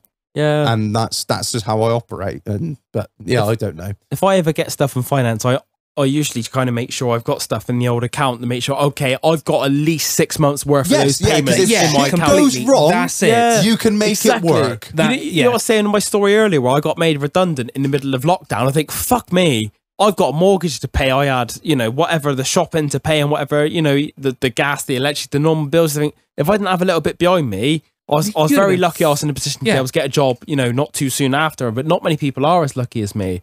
You know, so you just have to make sure if you do have those outgoings that are, you've got interest on them and you know, okay, I've got another 7 months to pay on this, another 11 months to pay on that. Make sure, Jesus Christ, make sure you have a little bit of money in there. Just to make sure you can tie yourself over for a couple of months, because sometimes you're not as lucky as people like me. You can, you know, cover it. And then you're all right. You know, you're spending the bank's money, not yours. And that's the argument for the other side. Okay, I'd rather have the cash in my bank, but okay, the bank can sort that. Because, you know, there's arguments for the bank. You know, you put stuff on a credit card, that's the credit card's problem. If it fucks up, that's the Section 79 or whatever Martin Lewis territory that is, really. But, you know, some of it fucks up their side, credit cards sort it out. Yeah. You know, so... Yeah, we were only on about this the other day about credit cards and how you should really be buying everything on a credit card if you're buying it sight unseen. Jeez, youngins, if you're listening, buy your petrol on it every month and then pay it off at the end. Get yourself a credit rating. Yeah. I know you guys slate people on, you know, with cars on finance. No, that's different. I had a bloody lovely. I bought my first car was a Corsa, brand new. Bought it on finance, paid it off over 5 years or whatever. And your credit rating? Credit rating was peng. No, it was lovely. Getting a credit card to pay for like shopping and petrol because you know you're going to pay it off every month. But don't fuck yourself, please. No, that's it. Don't fucking max That's the difference. Exactly. Just be a bit, you know, just be clever. That's all. No, I think just think. Don't get greedy. It's like with the tax evasion, really. Yeah. Like with everything in life, innit? Just don't get greedy. Yeah, that £5,000 limit, that's not your money. That's not your money. And you will pay it back, and the interest will be fucking crippling. It's bizarre. People were saying with that Klarna, you know, they had complaint after complaint saying, I didn't know I had to pay that back. Fuck me. If you've got this great big mound of clothes you've just bought, of course you have to pay it back. Well, what sort of age are we living in? Oh, it's scary. It really is. Isn't it? It's fucking terrifying. Yeah, of course. And there of course we're going to buy that. And there are these fucking, there are these companies now that are like, oh yeah, are you really hideously in debt?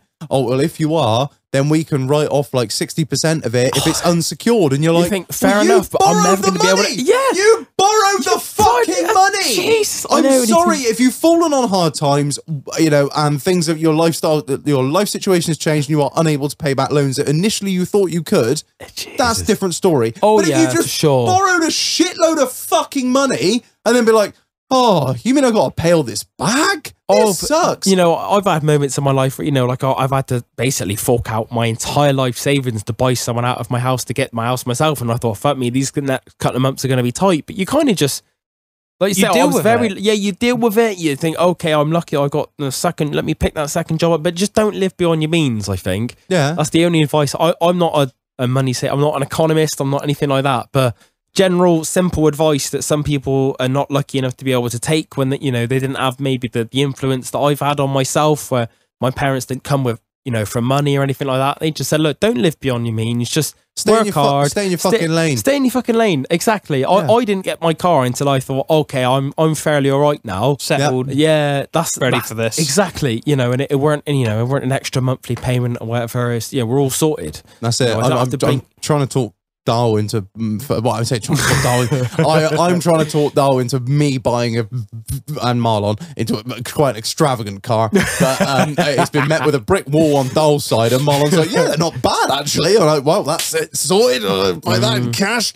You do you, boo. Yeah, exactly. And that's probably the last thing I'd have to say about saying that was the biggest mistake people make when they're starting a business or whatever is getting drawn in by these finance companies saying, okay, yeah, you can have this fucking, I don't know, Golf GTI or whatever, or this fucking Porsche. All this brand new fucking Sprinter. Yeah, you can have this brand new stuff, yeah, and you think, okay, fair enough. If I didn't speak to my accountant, you didn't realise, okay, you can't actually have really that car. You're going to get fucked on the benefit in kind tax, like you were saying earlier. That's not a works vehicle, so you can't claim back 100% of it. You're getting fuck all of it back every year, and you're getting fucked away on interest and stuff you can't claim back anyway because too much of it's private. Yeah, whereas if you bought like a Ford Transit Custom, yeah, absolutely, a commercial vehicle. If it's like a 2-seater, there's no way you're using that for fucking private. Exactly. Yeah, for private use. So in the Doghouse podcast needs a big old tow truck, Transit Connect. M Sport. I was thinking to drop 5 parcels off a day down at the parcel shop. I was thinking of an F250 with the old 6.7 Euro fucking diesel torque or whatever. Super fucking yeah. Right, I think that's a good place to end it. Kieran, what are you going to do for our listeners then? Come on, you're going to do us a deal. Anyone who's got an existing accountant, beat the cost of inflation, 15% off whatever you already pay with Orley Fox Chartered Accountants. Fucking hell. Well, there you go. Where can we find you? So cool. Well, if you have a look on my website, you'll see the info at orleyfox.co.uk. How's that spelled? So ORLEIGH fox.co.uk. And there's info at INFO, obviously. Look at my Instagram, which is all at Orley Fox, or Facebook us, or the email is kieran.donnelly@orleyfox.co.uk. Give me a little direct email. Yeah, everything will be in our link in bio and in the episode description if you want to go over and check Kieran out. And yeah, try and save yourself some fucking money and save some tax while you're at it. So you'll be looked after as well. That's all. Yeah. Wonderful. Right, Kieran, one last question that we ask all our guests now. One song to add to the Doghouse playlist. One song? Oh, one song. You get one. I thought you were going to go for the Tell Us Something Your Mum Don't Know. So that's a nice easy one. Right. Well, we can do that as well. No, you're right. You're right. Fucking hell, one song. What sort of, is there any genre? No, you do you, boo. Absolutely anything.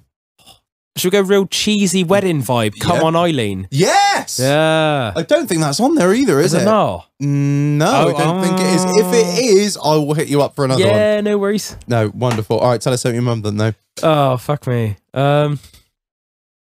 Right, Mum, if you listen to this, I'm not a jippo because at the moment my bed has broken.